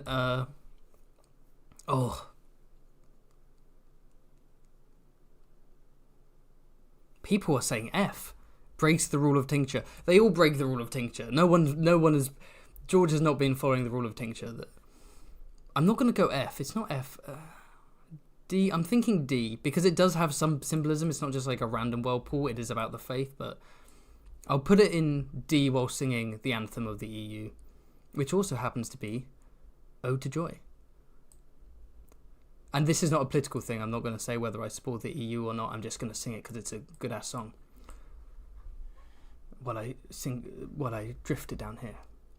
Freude schöne Götter funken Tochter aus Elysium.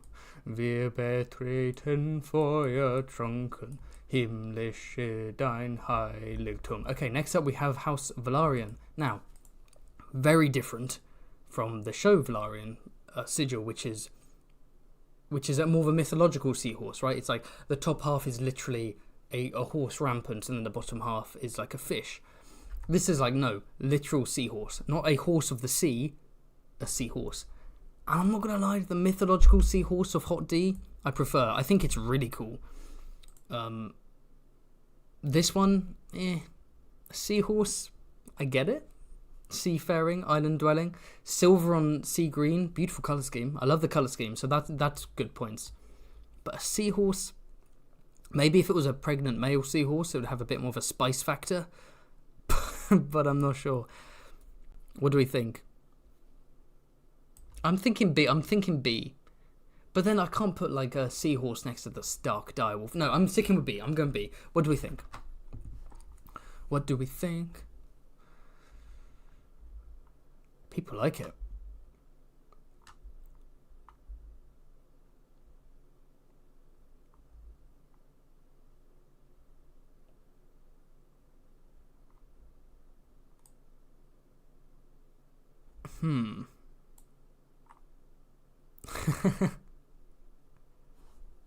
Okay. Oh shit, we're done with the Crownlands. Okay, so next up we have the Vale, the Westerlands, the Iron Islands, the Reach and Dawn. Oh, this stream is going on. This stream is going on, bro. I want this to be multi-part, but I don't necessarily want to like.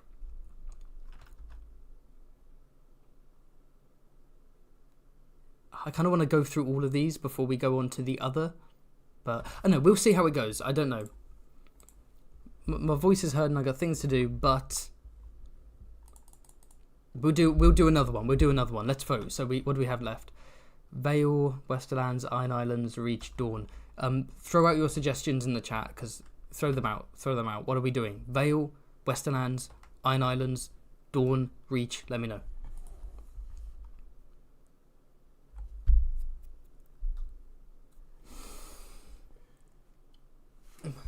Deine Zauberbinden bieten, was die Mutter streng getan. Do a poll. A poll can only be 4 and there are 5 here, so I want to get a sense for who people don't care about. Why Rosby? Why is everyone going over... Everyone's obsessing over Rosby. I don't know why these 3 are like over here. Oh god, no. That's not what I meant to do. We've got people interested in Dawn, people interested in the Vale, the Westerlands, Vale of Iron Islands.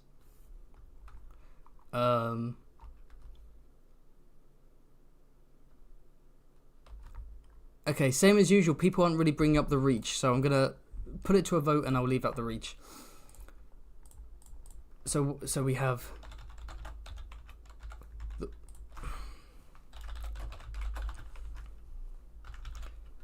Iron Islands, Vale, Westerlands, and the Dawnlands, my favourite place in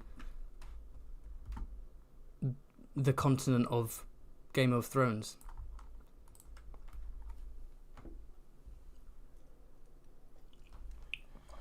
What do we think?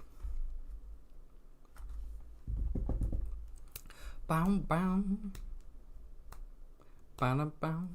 Westerlands is in the lead. Okay, everyone, oh yeah, go and vote, go vote. It's in the chat. Everyone go vote. If you want to vote, if you're able to vote, jump in. No, we are cooking with gas. What about other Stormland houses like Morriston Fairgrounds? Everything I've missed will be in part 2, I promise.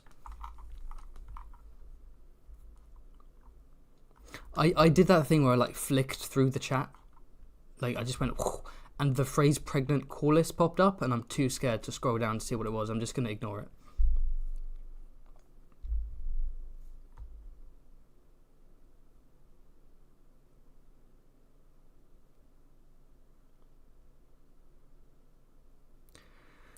Wem der große Wirft gelungen, eines Freundes Freund zu sein, wer ein hodes Weiberungen mischke seinen Jubelein. Westerlands is winning 30%, 31%. Let's keep going. We're nearly on 60 votes. Where are we going? Where are we going? 60 votes in. Fewer people are voting now. People are getting fed up with the bullshit. I'm going to speed this along. Westerlands wins 30% with 60 votes. Let's get going. Where are they? Oh, here we go. So first off, Lannister. Someone earlier in the stream said, because I put the Starks in B, that means I must put the Lannisters in B, because they're basically they're very similar vibes. I disagree. The Golden Lion on red is fucking badass. It's cool as hell. It's better than the Stark one in my opinion. I went into way more depth early on in the stream, and now my voice is dying, and I'm trying to get through them. I'm like, screw it. The Lannister line is S or A tier. I love this boy. I love gold and crimson. I love the contrast. I love the lion, and it connects with the words. Hear me roar. The Lannisters are blonde. It's just it's a beautiful sigil, and it does have that kind of villainous nature to it, right? There's something like, I don't know. There's something noble about the wolf, but then like the golden lion on red, there's something of fierceness, wealth almost. My brain is fried if you can't tell. I'm just rambling. I'm A tier or S tier. What do we think? What do we think? Oh, it's simple, but I'm going S tier. Screw it, I'm going S tier. And the bribe for Florent has now officially worn off. Florent is going back to Reach, because I haven't actually decided yet. It could be an S tier, who knows? It is a lovely sigil. What came? So these appear to be in alphabetical order, I guess. Aha. Interesting. A house we know very little about. This is the sort of house where this is the sort of thing where I do a community post being like, what kind of videos do you want to see me make? And then you have like the really niche nerds who are like, House Baneful. It's like, motherfucker, how am I doing an animated video on House Baneful? There's like one line of description about them. But I could do House Baneful for like a YouTube short or something. So here we have a hooded man on grey or silver, and then there's like fire. There's like, let me see what the specific description of this is.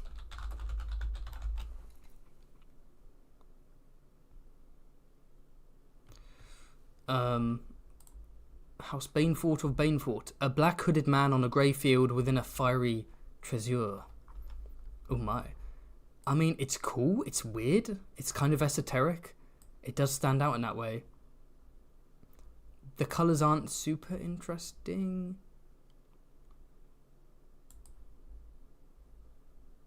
Just for the mysterious, just for how like strangely enigmatic it is, I'm gonna put it in A tier. I like it. Okay, what's next? Next up we have House Brax. Boy, I'm such a sucker for purple. I love big purple unicorn on white. Do I need to explain myself? Do I have to explain myself? We're going up there. It's done. It's done. What would you expect from me? Okay, next up we have House Broom. I hate the fact that there is a house with a name Broom, because that's House Broom just sucks. Based in edgy pilled. It is an edgy sigil, but we've got to have some edgy ones up there. House Broom, honestly, I've never really looked at their sigil. The green and black, I'm already a sucker for that, you know. Green and black checkered background, a knight's helmet, and then like he's got a plant growing out his head. What? Hold up. Hold up. Let me look this up. Oh, there are two House Brooms. Yeah, this is the House Broom with an E on the end. Wait, no, is it?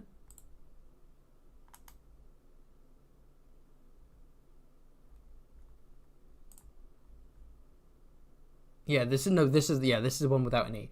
A silver helm crested with a sprig of broom on a checkered black and green field. Oh, broom as in a plant and not like a broom. Okay, that makes a bit more sense. It does kind of slap.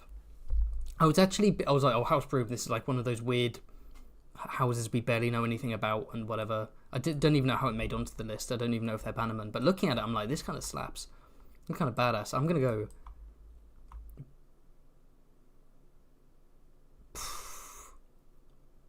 I might go A tier, actually. That's a cool sigil. That's quite cool. That's surprisingly cool. Next up, we have House Clegane. 3 hounds on yellow. Now, what the hounds are, like, is up for interpretation. So this version is 3 greyhounds. In my head, I never pictured greyhounds. I pictured more like, you know, like Ramsay's Dobermans, you know, like big, beefy fucking boys. 3 dogs on yellow. I mean, it's simple. It's simple and effective. Gregor Clegane is Tywin's mad dog. He's descended from the kennel master who saved Tytos Lannister from a shadow cat with his 3 hounds. So it's got a cool history. It looks cool. You know, Gregor's the mad dog. Sandor is the hound. It's a cool idea. I think it's a...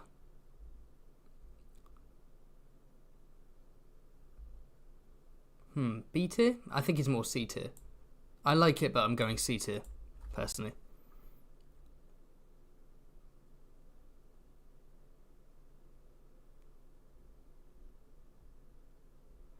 Yeah. I'm going a bit faster through them now, as you may have noticed. Next up, we have House Craighall with a big fat boar. Look at them. He's such a boar. Oh, I do make myself laugh. Oh, I do make myself laugh. I really don't. Okay, big old boar, black and white. Why is he black and white? Okay, he's a zebra boar. He's a Zor. We have a Zor on brown. What do we think about a Zor on brown? Wait a minute. A boar, zebra boar. The zebra horse is a Zorse. A zebra boar is a Zor. He is a Zor. What if I put him high up? He's a Zora high. No. It can't be.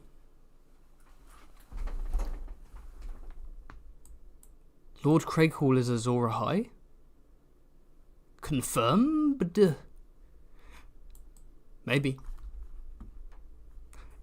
The chat's so behind that I do dumb shit like that and I look to see what the response is and people are still back on like, it's a boar. Okay. Yeah, boar. I don't even know if it's C tier. It's average. I think it's a bit kind of lame. No. I've got a lamb. No, but the lamb's there. The lamb's holding a goblet. But that's a fish. That's a swordfish.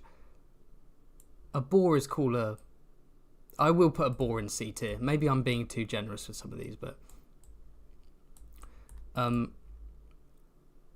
so yeah,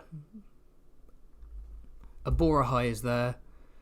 That would be my next theory. House Farman.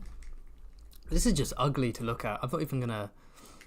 This is like E tier, honestly. The ships stop it from being F, but I don't like the way that looks. Looks like a poster in a primary school. This is House Lefford. So this golden sort of pyramid represents the Golden Tooth, which is the castle House Lefford rule over. It protects the entrance from the Riverlands into the Westerlands. And we have a sunburst. So it's a Golden Tooth, sunburst, blue. I'm not a huge fan of it. I get what it represents, but it looks weirdly kind of like modern, you know? Looks like modern art. Blue Peter. Yeah. Yeah, this is very Blue Peter, isn't it? So this one, yeah, D tier. Put it at D tier. Hey, I'm proud I'm remembering most of the names. With that being said, now Lydon, that's it. So House Lydon is a badger. It's cute, but why is a badger on your sigil, you know? Come on. I'm putting Lydon here. The badger is... Quick fire round. You know we got to go quick fire. The badger's there. I'm not big... It's just a badger. You don't want a badger on your coat of arms. This is House Ashford? Is this House Ashford? I think it is. It's a burning tree. That's kind of cool. A burning tree on silver. Or grey. Burning tree. I like that. It's not the best image, but I like the idea of a burning tree as a sigil. What does it mean? It's not quite as aesthetic as like... No, I'm going to put that B tier. It's not a great representation on it in my opinion, but I like the concept of a burning tree. Marbrand. People are mad at my badger decision. Yes, not Ashford. Marbrand. Ashford isn't even in the Westerlands, is it? Here we have House Payne. A bunch of golden coins on a white and purple checkered field. It's okay. It's fine. D tier. It's not great. I feel like a house called House Payne could have had a cooler sigil than a bunch of coins, you know? It feels a bit random. People are really revolting against my badger decision. People are not happy. Badgers... Oh, Carl says... One of his many factoids, Carl says... Badgers are in the weasel family, like wolverines and ermines.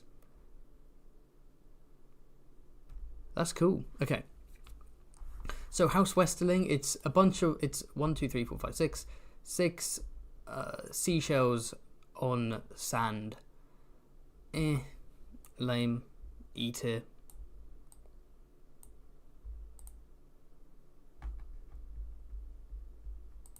Yeah.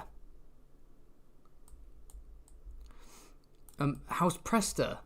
Now this is a big red bull on ermine. This kind of a weird combination. I don't know how I feel about that. Big red bull, cool. You'd expect the background to be like black or something, but like ermine. It feels like you know, the noble delicacy of the ermine sort of contrasts the big brutish bull. It's a weird clash. I'm not sure I'm a fan of that. Lots of people saying C. It's kind of, yeah, I like it, but yeah, I think I'll just that feels fair to just put it there. I do like it. Okay. Oh, what the hell was this? This is House. I have a feeling this is House Seret. Please correct me if I'm wrong. House Seret, a big old peacock. Now, I can't help but appreciate a peacock. Like, come on. E? Who's saying E tier? D? It's a peacock. I love a peacock. It is a weird thing to have on a sigil. Going into battle with a fucking peacock. C tier. C tier. If you've noticed, I haven't put any animals below C tier apart from the badger. And I'm already regretting the badger. Why am I... Yeah, no, peacocks are cooler. Okay, so let's talk about this one then. How do I deal with this one? This is a big blue cock. This is House Swift. A big blue cockerel in yellow. It is deliberately designed to look as ugly and garish as possible on purpose. I suspect Sahara Swift is going to be killed by some bravos in Bravos. And it'll be quite a comedic death. So it's deliberately meant to be gross and garish and weird. So I do appreciate it for that. But like, it is ugly to look at. It's ugly and it's like... I'm going F tier. Fuck Harris Swift. He's a he's a pussy. House Rain shouldn't be here because it's extinct. Neither should House Tarbeck. So there we go. The Westerlands are done. But are we done? No. Because guess what? I'm not going to abandon you. We're going to do another one. So now we can do a proper... What we got? Vale, Iron Islands, Reach, Dawnlands. Another poll. Keep your eye on the chat. Keep your eye on the poll.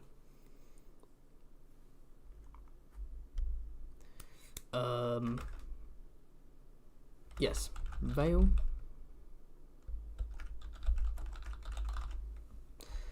Vale, Iron Islands, Reach, and Dawny Boy. The poll has been posted in the chat. Everyone go and see.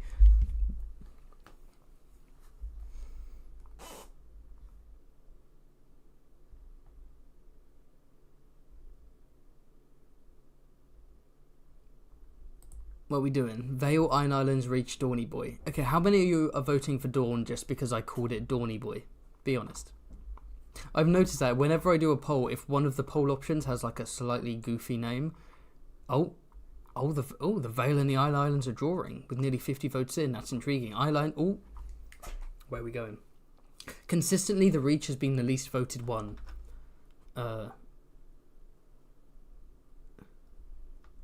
Yeah, I guess they're I don't know. We'll see. Iron Islands is winning.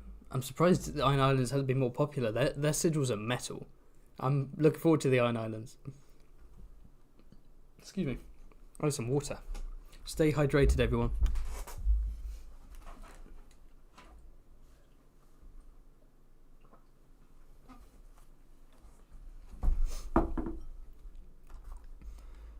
Oh, Vale and Iron Islands drawing on... Oh, it's flickering. I don't want to end the poll too soon.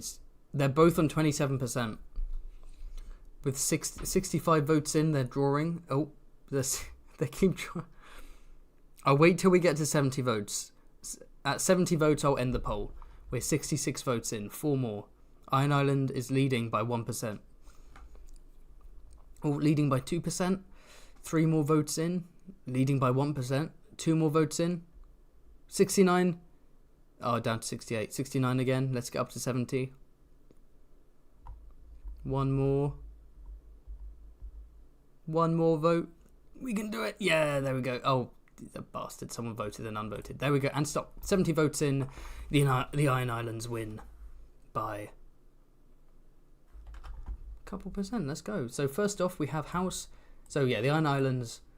The quite a ridiculous culture, if we're being honest. They are, as I've mentioned this before, they're the pop culture Vikings on steroids. They're kind of crazy. But they're very much like associated with harshness, barren rocks, salt, raiding, brutality, grimness. You know, there's like a certain vibe with them, and I think you want that kind of like cold, salty, oily vibe. And the Greyjoy sigil is also actually a golden squid on black. Not a squid, sorry, a kraken, an upside down kraken. That's S tier, I think. Actually, I forget how cool the Greyjoy sigil is, but everyone roasts the Greyjoys. But like a golden kraken on, no, that is cool. That is cool. Like you've got the gold. They were kings once. They're the Lord Paramounts. They're the most powerful. You got to have that sign of wealth, I guess. The gold. But then again, they pay the iron price, not the gold price. So maybe I'm reading too much into the colours. I don't know what that is. Oh, don't make me look up. Oh, okay. Iron Islands houses.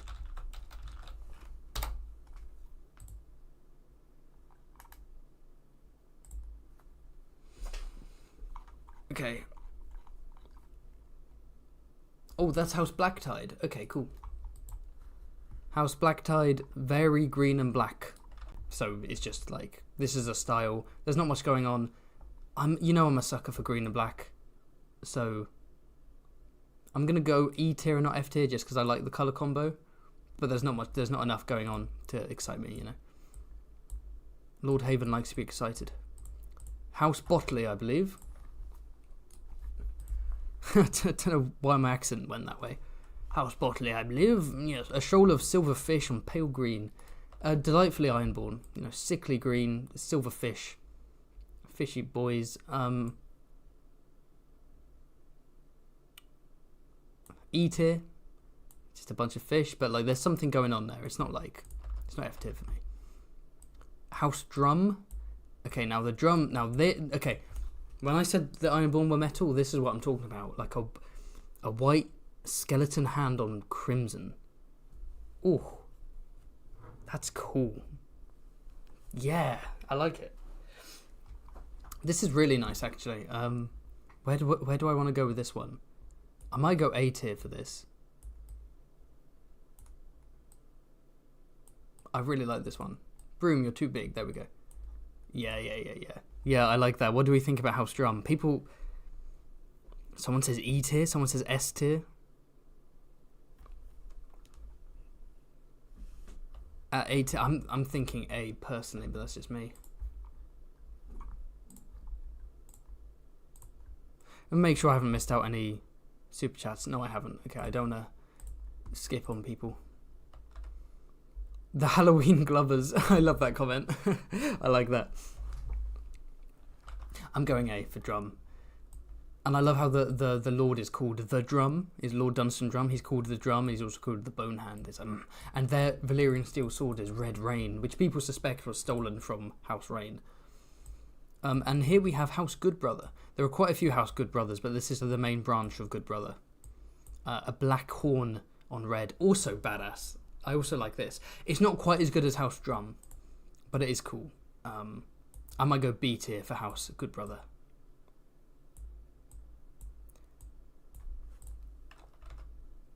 What do we think? Maybe it's my internet. My chat's not catching up with this stream too much. It's like...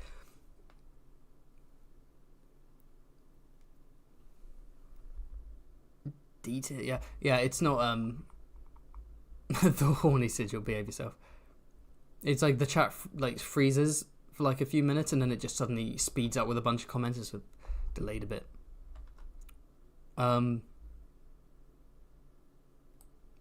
Yeah. So next up we have House Harlaw. Again, there are many cadet branches of Harlaw. This is the main one, I think. This is just a silver scythe on black. This is cool. This is, another metal ironborn. I think it just... I really like it, just the Grim Reaper vibes. It's a bit simple. I feel like A tier is almost giving it too much credit, but the simplicity can be good, I'm feeling B tier. I'm feeling B tier for that one.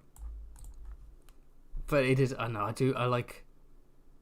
For someone who doesn't care too much about the Ironborn, when I did my video for explaining all the houses in CK3 Game of Thrones, I was like, man, the Ironborn lore is kind of cool, actually.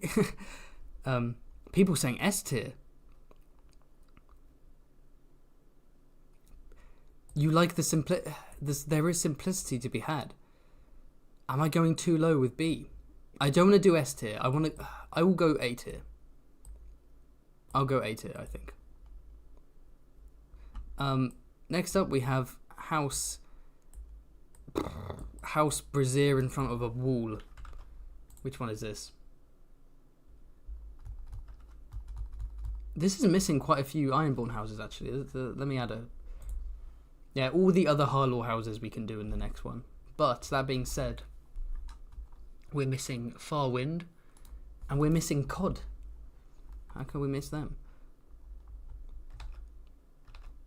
And Volmark. We're missing Volmark as well. What is this one? I'm trying to look... Oh, House Stonehouse. It's House Stonehouse. Lame, honestly. F tier. That's just a burning brazier. That kind of sucks. House Sunderly. A drowned man being nibbled at by fish. Now, I genuinely don't know what opinion to have of this.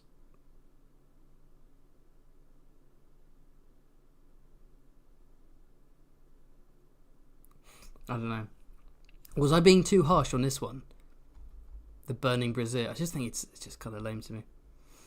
This one is like... it's a cool idea, like just a drowned man being eaten by fish. I can't tell if it is cool or if it's kind of lame. Is it cool or is it goofy? I guess this Microsoft Paint interpretation makes it look goofy, but like, if your sigil's like a drowned, bloated man being nibbled at by fish, I kind of vibe with that. I'm gonna go C. He's getting the spa treatment. I'm gonna go C with that one. Okay, so House Farwind. I've missed out a few of these, so let's do House Cod. Their words being, though all men do despise us, which is funny. So House Cod, it's literally, it is what it says on the tin, it's a cod. It's just a silver cod on black. I can't be mad at it. D tier. D tier for the cods. House Volmark displays a black leviathan on silver. The Leviathan. Oh, I don't know why I put it into D. That was instinctive because I did the cod one. So, yeah, a Leviathan basically being what they call a whale, I guess. A big old black whale. Looks cool. Oh, I do like that, actually. Like, just a big sea creature. Not quite as nice as the Greyjoy one. Is this A tier? Is this A tier? What do we think? See, my chat's behind. My chat's voting on House Cod. Oh no, we're not. Whales are cool. C tier, B tier. I think C tier. I don't think it's a great rendition. I like the idea of a big old Leviathan on a... Do I like it more than the rest of these? I might go B tier. I'll go B tier. I like the concept a lot. House Farwind. Okay, get ready for this one. If you can't remember what the House Farwind sigil is, are you ready? 3, 2, 1. Look at that. Tell me that's not S tier. Come on. That is beautiful. That looks like an album cover. A black boat on black tides in front of a red sun on an orange sky. Beautiful. Which leaves one of my personal favourite sigils, House Winch. A bloody moon on purple. Oh, I love it so much. Honestly, I think we've got 2 S tiers in a row. We've got 2 S tiers in a row. We've got the Farwinds and the Winches. This is Ironborn as hell, you know? Oh, I'm not sure about the house name, House Winch. No, I like it. I've decided. Farwind and Winch. We got 3 Ironborn S tiers. They're not playing. Oh, I love it. Okay, who's next?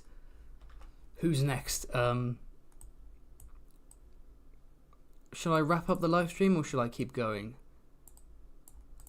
I'll keep going, sure. Oh, yeah, I'll keep going. What are we doing next? Vale, Reach, Dawn, you get to vote.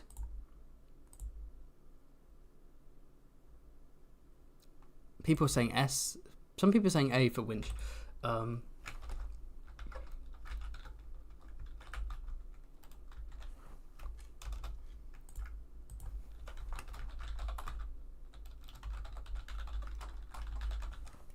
Okay, so where shall I go next? Where shall we wander next in this grand old continent they call Westeros? Shall we go to the Vale? Shall we go to the Reach? Or shall we go to the Principality of Dawn? The voting is now open. Check out the chat if you wanna vote. I'll have some more water because my throat is dying.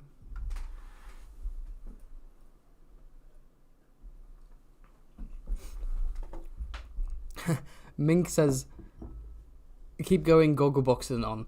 Yeah, sure, I don't watch Gogglebox, but The Traitors is on BBC. I'm missing The Traitors. I love The Traitors. There's a show in the UK called The Traitors.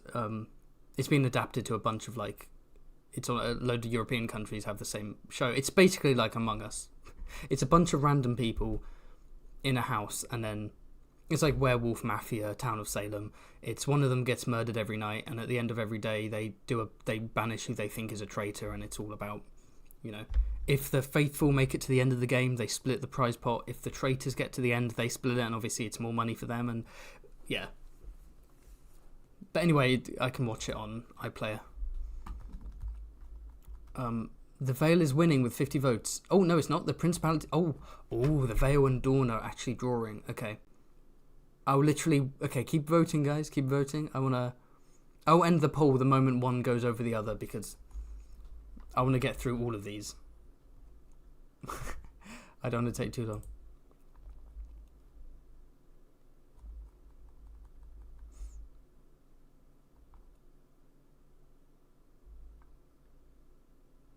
Survivor? No, it's not like Survivor. That's the American show, right? They're not like on an island. It's like they're in like a manor house, and they're all just made. They're in a manor house. They're not like reality TV stars. We don't really do that over here. They're just ordinary people, and they're put in a manor for a few weeks, and they just in the day they're chilling, and they have to do challenges to like win money for the prize pot. But then at the end of the day, they banish one traitor, and there is like an American version. But it's terrible because it's just a bunch of like fake reality TV stars, and like it's not fun when it's not just ordinary people. Oh, the Vale and the Dawn are at 40% each. I wasn't watching. Damn it. God damn it. Do I watch Doctor Who? I do watch Doctor Who. Yes, I do indeed. I watched a 5-hour video essay on Doctor Who today called The Fall of Doctor Who by JXy. I listened to it while doing some art for my upcoming video, and I'm going to reveal what that is at the end of the stream. I nearly forgot. Okay, I'm ending the poll. 69 votes in. Genuinely, that's a coincidence. I ended it because I had to end it.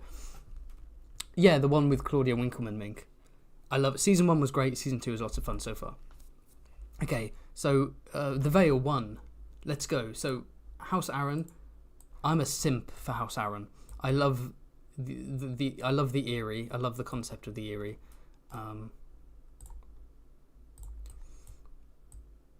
I love a blue falcon on the white moon. Oh, I love it. This could be S tier for me. I think I'm gonna go. Is it quite S tier? I'm gonna go S tier. I actually quite like the Aarons. The Aarons are very underdeveloped, underrated, underloved, underappreciated. Thank you for the super chat from LJ. Thank you so much. Who says, for your noble sacrifice. You're welcome. I am missing out on some quality British TV to rank PNGs from a Wikipedia page about a fantasy book series that is never going to get finished. This is what I'm doing with my life. Yeah, people going A S tier.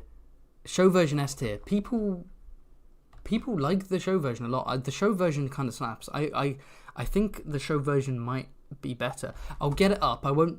Again, this is for the second stream, so I'm not going to rank it, but I will get it up just so people get a sense of what I'm talking about. Yeah, so this is the TV show version. It's like it's a crescent moon instead of a full moon, and the sword ad looks cool. Anyway, next up we have House Belmore. And so they have more bells than everyone else, I guess. The Belmore bells in the sigil. I mean, that is an actual thing. Like, medieval noble houses would... Like, sometimes their coat of arms was like a pun. I forgot what the phrase was. But, like, you know, so, like, if your surname had berry in it or something, this is an example, then you might have berries in your coat of arms because it's like, haha, berries. But anyway, Belmore, they've got bells in their sigil. Silver bells and purple, it's kind of cool. I quite like this. What am I thinking? I'm going to go B tier. I quite like the Belmore sigil. And the Lord is Lord Benedar Belmore, which is a great name. I had to draw him for my next video. Oh, what's my next video going to be about? You'll find out. It's not the history of House Belmore. Don't worry. That would be like 5 seconds long. House Corbray. House Corbray's sigil. I don't know what to think about it. It's 3 ravens holding like red love hearts on white. It's kind of cool. I can see some people would look at that and be like S tier, and then other people would look at that and be like F tier. You know, I guess you could say about the Corbray, that Lynn Corbray, love him or hate him. Love him or hate him, he just wants to bang some boys. You know what I'm saying? Boys of indeterminate age. Shout out to Lynn.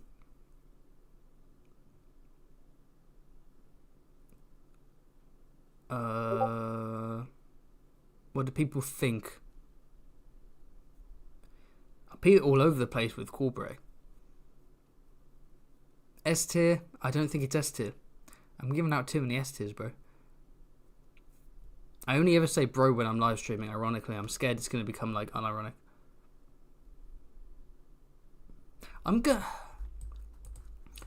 Just because of the uniqueness of it, I'm going to go A, but it won't go S tier just because it's not, like, speaking to me, bruh. You know what I mean? Okay, next up, House... no clue. What house? Oh, Egan. House Egan. We got the sun, moon, star. It's cute. It's like, this is like peak D tier. It's like, okay, yeah. Grafton fucking slaps, actually. It's a burning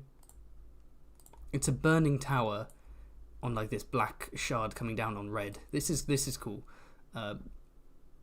Conceptually, like, it's not the best looking design, but conceptually it's cool. What am I thinking? Rapid fire. We're doing rapid fire. I'm gonna go B tier, I think. Oh, no. There's something. I like the red. I like the burning. There's something about it. I'm going A. I'm deciding before the chat even catching up with what I'm saying, so I can't be delayed. It's quickfire round, baby. House Hersey. Okay, a winged chalice on pink. That kind of slaps. A tier. I like that. Screw it. We're not slowing down. A tier. Next up, House Hunter.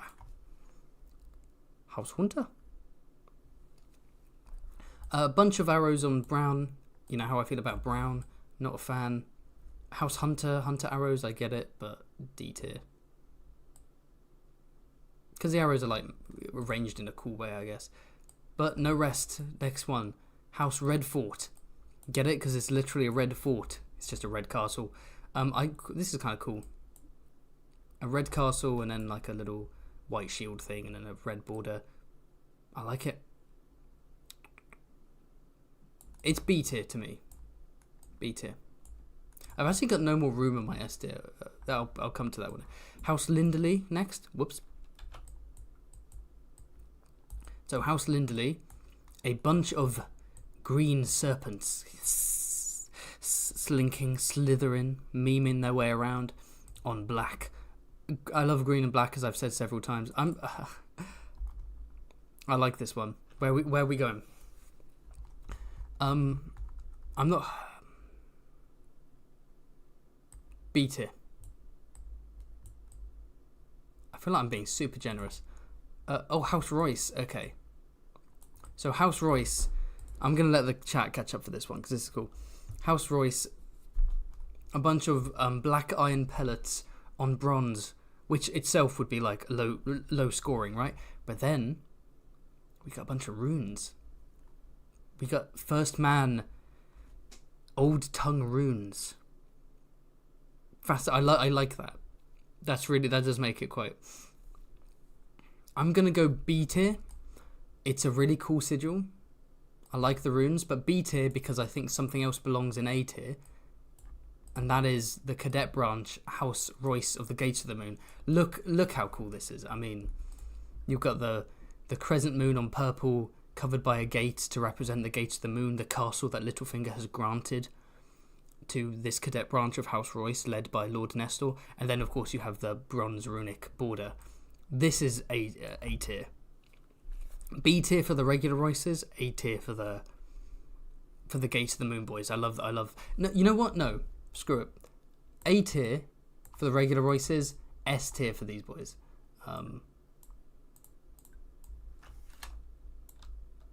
Let's move you along. No. Can I shrink these boys? Hold on. Nope. Stop. Oh. Come on.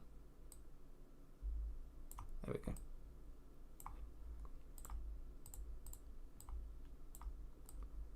It just looks cool to me. S tier for Gate of the Moon. I've got so many in S tier. This is supposed to be like the special one. The one you reserve. Boomer Haven struggling to use Canva. Okay. And then, of course, on the sister islands, we have House Sunderland. I think it was my Blackfire animated video. I accidentally said House Sunderlee instead of House Sunderland. I got these two mixed up.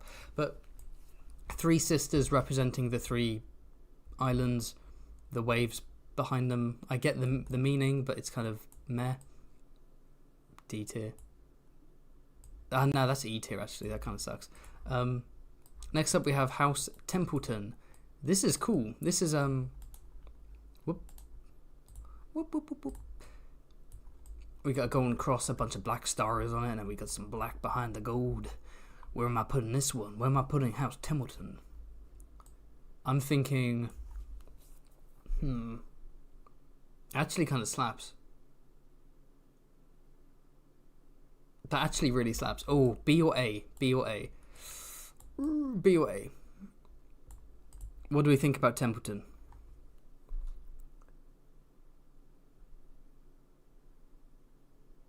Carl saying E tier. E tier for Templeton. I like it. Makes me think of the Confederacy. Actually, yeah, it does kind of look like... I could see a far-right militia using this. But it does kind of slap.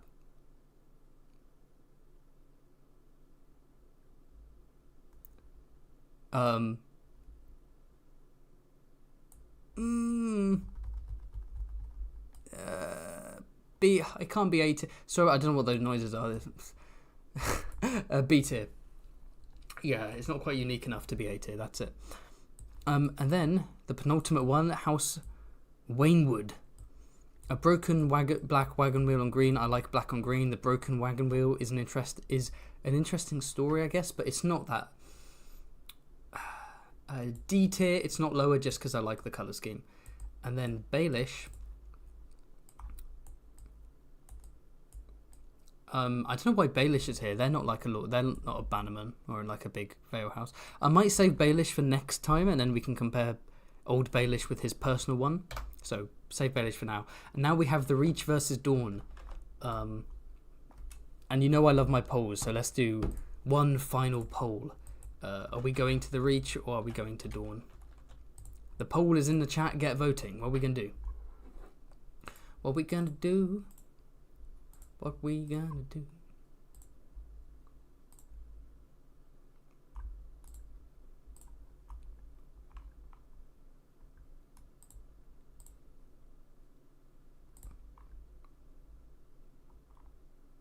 Littlefinger personal was so much better. Well, yeah, that's the whole point. Is the big garish Titan's head doesn't fit Littlefinger's modus operandi, and so he's like, I want to be a nice, subtle little mockingbird. Perfect. No House Beesbury, that'll be on part 2 because they're a smaller house.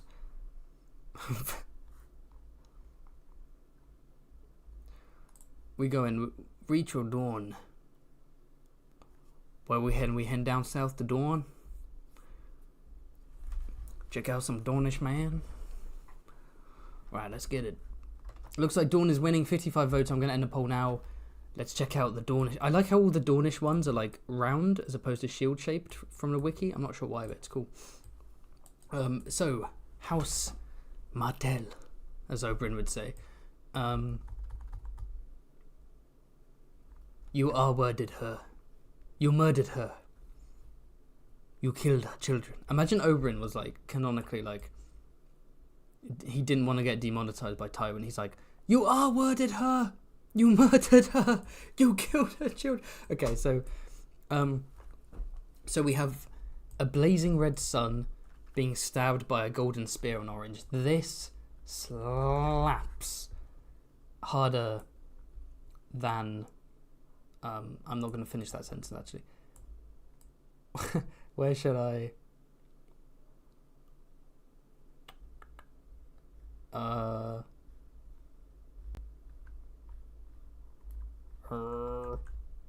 A or S? A or S? That's S tier. That's got to be S tier. I'm sorry. Martell has to be S tier. It's so good. Okay, next up we have House... You unalived her. You R-worded her. You unalived her. You redacted her children! Okay, Illyrian. Oh, the Dornish. Why didn't you vote for Dawn sooner? Look how cool the Dawn ones are.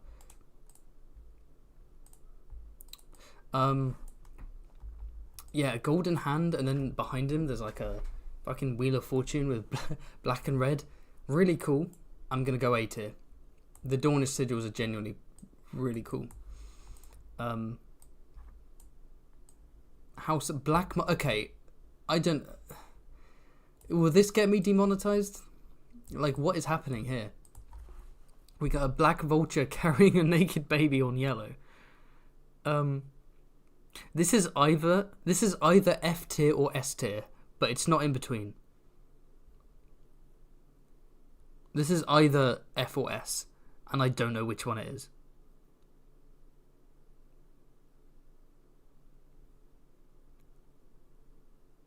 What do we think? I'm trying to wait for the chat to catch up. I'm going S. I'm not proud that it's S, but I feel like I have to respect a house whose coat of arms is a vulture stealing a baby. Like, what does that even mean? What's the implication of that? Oh, lemo. Signore, io lemone. Signore. Okay, here we have some limo. A bunch of... That's really aesthetic, actually. That kind of slaps. Like, I want to... Damn, Dawn is swaying me. I want to sit back and be like, a bunch of lemons, that's like E tier. But some... Oh, those yellow lemons. It's the purple. I love purple so much. The yellow lemons on purple. Oh. Where are you going?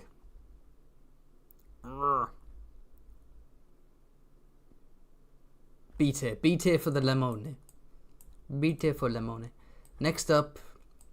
Oh, beautiful. Beautiful. People saying F tier for lemons. Oh no, one person saying F tier 3 times.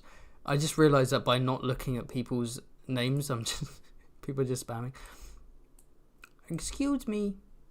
Are you going to finish that lemon? House Dane. A shooting star. A white blade, kind of representing dawn.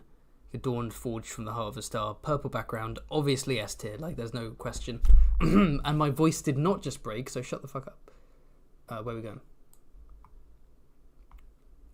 Okay, what? No, I fucked up there. Let's move the boys in. Let's herd them in like the sheep they are. In you go, you little sheep. In you go before I spank you. There we go. Move you in. There we go. Beautiful. Oh, god damn it. This Canva... Does Canva suck or do I suck? It's probably me. Oh, clearly not what I'm trying to achieve. Oh, I'm gonna... Oh, I'm not a boomer. I'm not a boomer. I promise you I'm not a boomer. Actually, I am going to be a boomer soon. I'm going to be 25. End of the month. That's basically a boomer. That's a joke. Alright, Dane. In you go, Daney boy. And next up we have House Fowler. Now, no, this is the first sigil where I'm just going to sit back and be like, this is cool. You know, this isn't cool. This is cool. This is a cool sigil. It's just a blue bird on silver. He's just thinking about life. Let some silence settle into the live stream. He's just chilling, you know. It's just a bird. I like him. I want to be his friend, you know, but like he would judge me, but I want to befriend him. It's ugly. No, cold shot. He's not ugly. I'm gonna go B tier for my birdie boy. You can go in there, my darling. Make him a bit smaller. I need to make Lemon smaller. Push these boys in again. Next up we have House... What the fuck is this? I want to say Gargolin, but I'm not sure.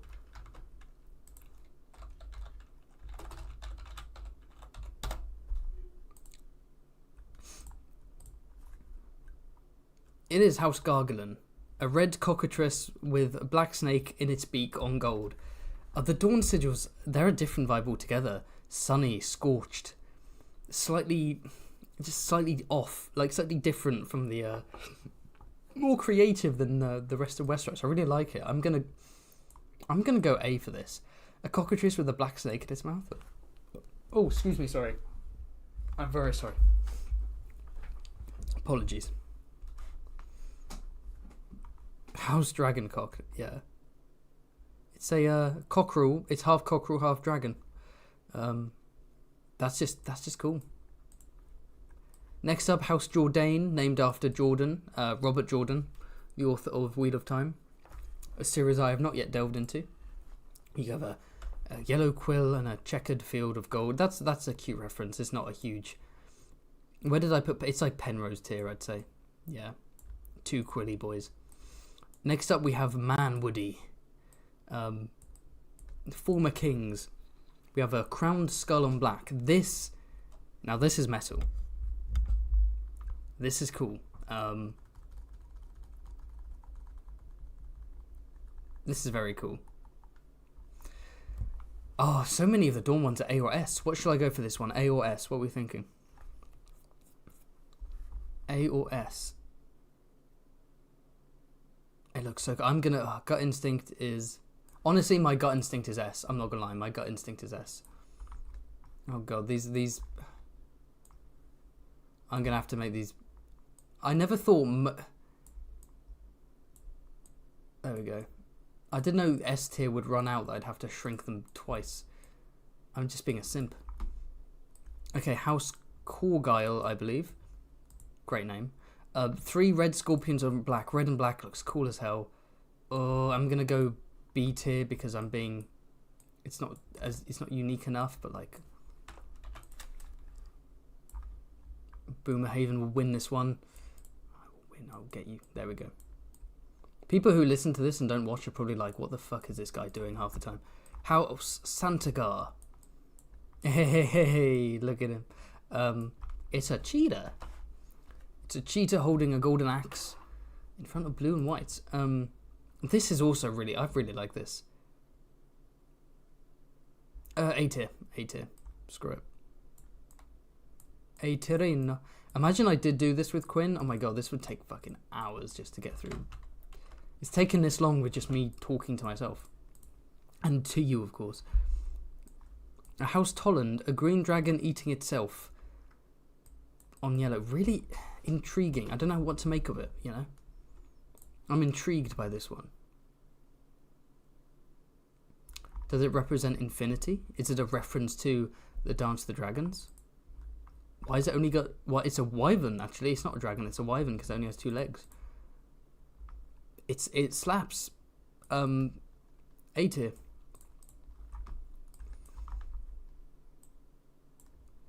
Slaps harder than Jon's gonna slap Saturn's balls in the Winds of Winter. Okay, this is House Ulla, which is from a place called Hellholt, and there are loads of kind of Luciferian hellish references in Hellholt. And as we can see, we have flames, as if to say the flames of hell. It does its job. It's not super. It's not. It's less than average. It's like, okay, it's flames. So that's going to be D tier. Next up, we have House Will, which is an adder, a black adder, biting a heel. Could be a reference to Blackadder, like the show Blackadder. Maybe. Oh, people are saying that the House Tolland sigil was a reference to the Dawn fucking with Aegon the Conqueror and being like, yeah, you're not going to invade us. The dragon eating its own tail, right? Like a dog biting its own tail. It's like, yeah, fuck you. Oh, fair enough. House Will. This is like a weirdly low quality wheel picture. A Blackadder biting a heel. It's just cool. These are all just...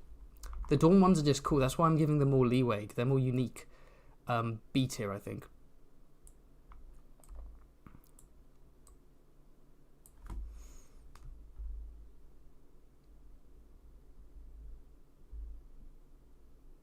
Damn, I really got away with that Saturn meme, didn't I? Literally no one's talking about it. Whew. No demonetization for me. Put it wheel there. I can't be bothered to move everything else up. And then finally we have House Ironwood, or if you're a cultured gentleman like me, House Euronwood. Euronwood. So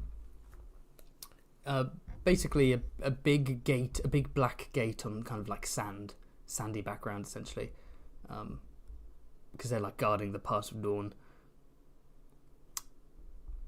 I like it. I'm thinking B. I think I'm just being super lenient, but I've discovered I love Dawnless sigils. I'll put you there. I'll just sort it out later. When I do part 2, I'm going to leave these all up here. They're just going to be super small so that we can see what came before. And then let's vote. Do we want to do reach or reach or reach? I say reach. And then we'll wrap up the cheeky live stream. So here we have Yaiwan Ronwood. Preston Jacobs says, Yeronwood. Yeronwood. Yeah, when I found out it was meant to be iron, I was a bit pissed off. I was like, are you kidding me? Yeah, I wasn't happy with that. Anyway, so House Tyrell, golden rose on green. Yeah, it looks good. It symbolizes them well. Wealthy. They're wealthy. They're from the Reach. Greenery, flowers. It's okay. It's not terrible. It's quite pleasant. I'm going to go C tier. I don't know how much of that is influenced by the fact that B tier is so clogged up that like it would just be a pass. I will shrink B tier just so that I'm not influenced by that, by it being.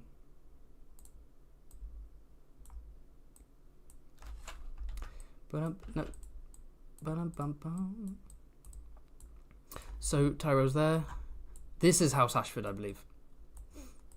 Yeah, a sun, white chevronel, orange background. F tier. It looks nice, but like it's nothingness. House Caswell. Is that Hungerford? Was that not?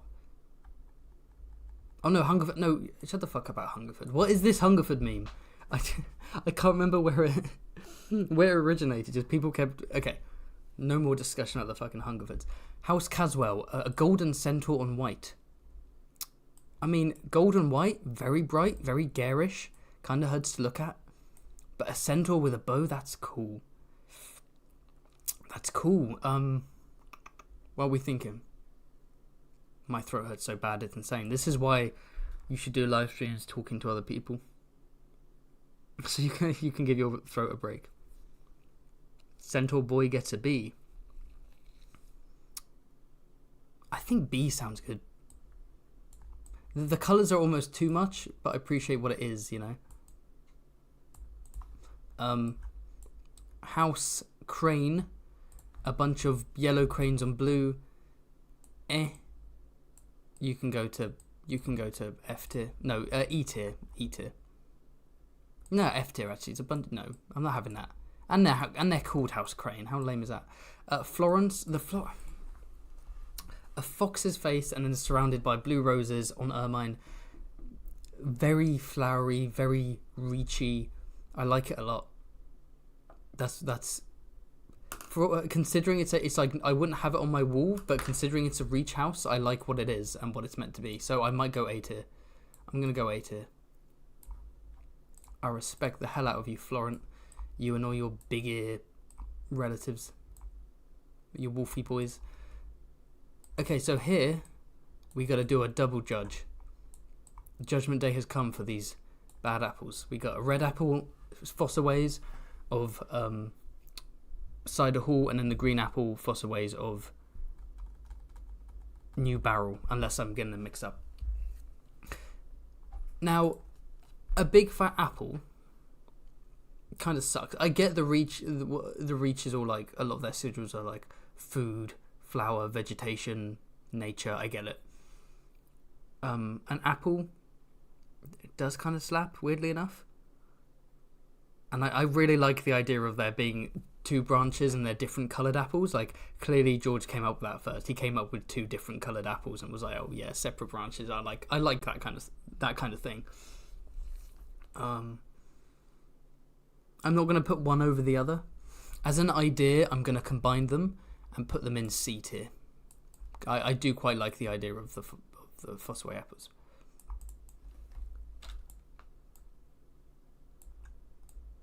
Shrinky boys, stretchy boys. I'm glad I'm not using Photoshop anymore. Canva's way better. I don't know why I wasn't using Canva from the start. Next up, House Hightower. Let me just, before we're wrapping up soon, so let me just double check. I haven't missed any super chats. I don't want to leave people hanging. No, I haven't. Okay, good. One time I missed one of Coleshot's super chats. He was not a happy bunny. He was a you don't want to anger a German. That's all I can say. Hightower, the classic Hightower itself, the white tower, blazing red fire on grey or silver, not the green flames of wartime like in House of Dragon. What should I say? The most controversial thing I've done. Wait, what were people saying about the apples? Oh, people. It looks like people in the chat didn't like me pairing them together. That I should have. Oh right, I should have. What's a better visual or what tastes better? Right, like. I prefer red apples, by the way. Just to clarify, I prefer red apples to green apples. I'm not a big fan of the sour, but I'm putting them together. E tier, come on. Hightower. I'm not. I think because so much of it is a cool sigil. It is cool. I think I've seen it so often that it's lost its novelty. You know, so I'm not really vibing with that much, but it is good, so I'm going to do B tier. Also, I can't forget that my highest viewed video is that goofy ass Hightower video I did when I was like early last year.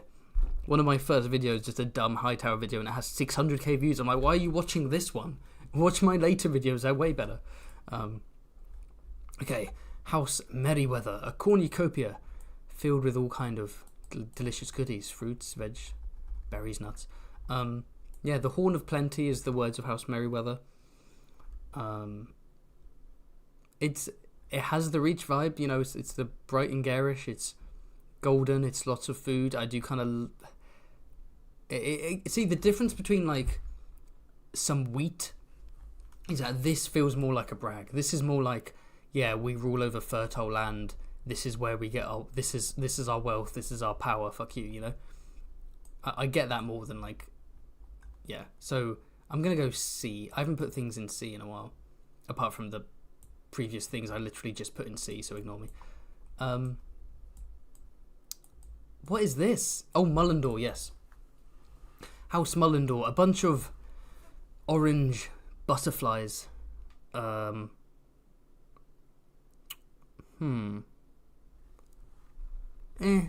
that's lame. I get it, it's the Reach, but F tier. It just butterflies. Come on. If you had something with the butterflies, maybe, but. Oh, yes. Carl says cornucopia means horn of plenty. Corn is horn in Latin. Yes, because in England, of the southwest of England is called Cornwall, and that's because corn was Latin for horn, and it was. So like that stretch of land coming out of England was known as the Horn, presumably by the Romans or whatever, and it spread, and then it came from being the Horn to like Cornwall. At some point, a wall was thrown in, I guess. So it's this is fun. Anyway, what's this? I don't even know what house this is. I can't even be bothered to look it up. 3 leaves on gold. You can go F tier. You suck. I don't even know what house that is. House Red Wine. Again, they make wine, so this is a symbol of their power, their wealth. Like this is where we get our riches from. So I get it. So it's not going to go low. I'm going to go C tier. C tier for House Red Wine. Squeeze them in the corner. Squeeze those grapes. Make some delicious wine. Again, golden and white, garish, hurting my eyes a bit, but this is House. Oh, people are telling me this one's House Oakheart. Okay, sure. This is House Rowan. Golden tree on white. It is kind of intriguing. But it's...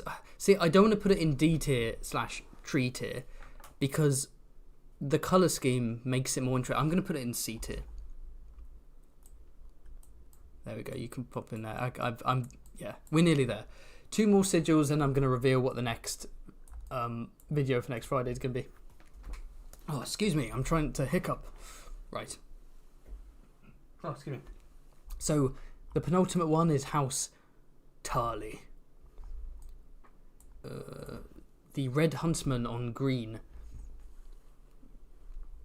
C tier. Display of military power. It does have a kind of Robin Hood vibe. It kind of matches the kind of sunny greenery of the Reach. I don't know. I get it. George is good at. He's good at visuals. I think he gets it. You know, when it comes to colours and looks and feels, he gets it. And finally, this is House Viawell or Viawell. I forget how you pronounce it. It's like it's a mandrake. It's not meant to be a wyvern or a dragon. It's a pale mandrake on black, and then you have some red borders. It's pretty cool. Can you give us the link? The link to what? Unless you're talking to someone else. The link to what? So yes, the final one, House Viawell. Oh, it's been a long stream. How long have we been going for? Let me see. Do I have like a thing? Oh, we've been going for 3 hours. That is cheeky. Oh, no, we haven't. We've been going for 3.5 hours. My goodness. Yeah, this is cool. I'm B tier for me. I like that one. That's kind of metal. Okay, I rushed a bit at the end, but man, am I knackered.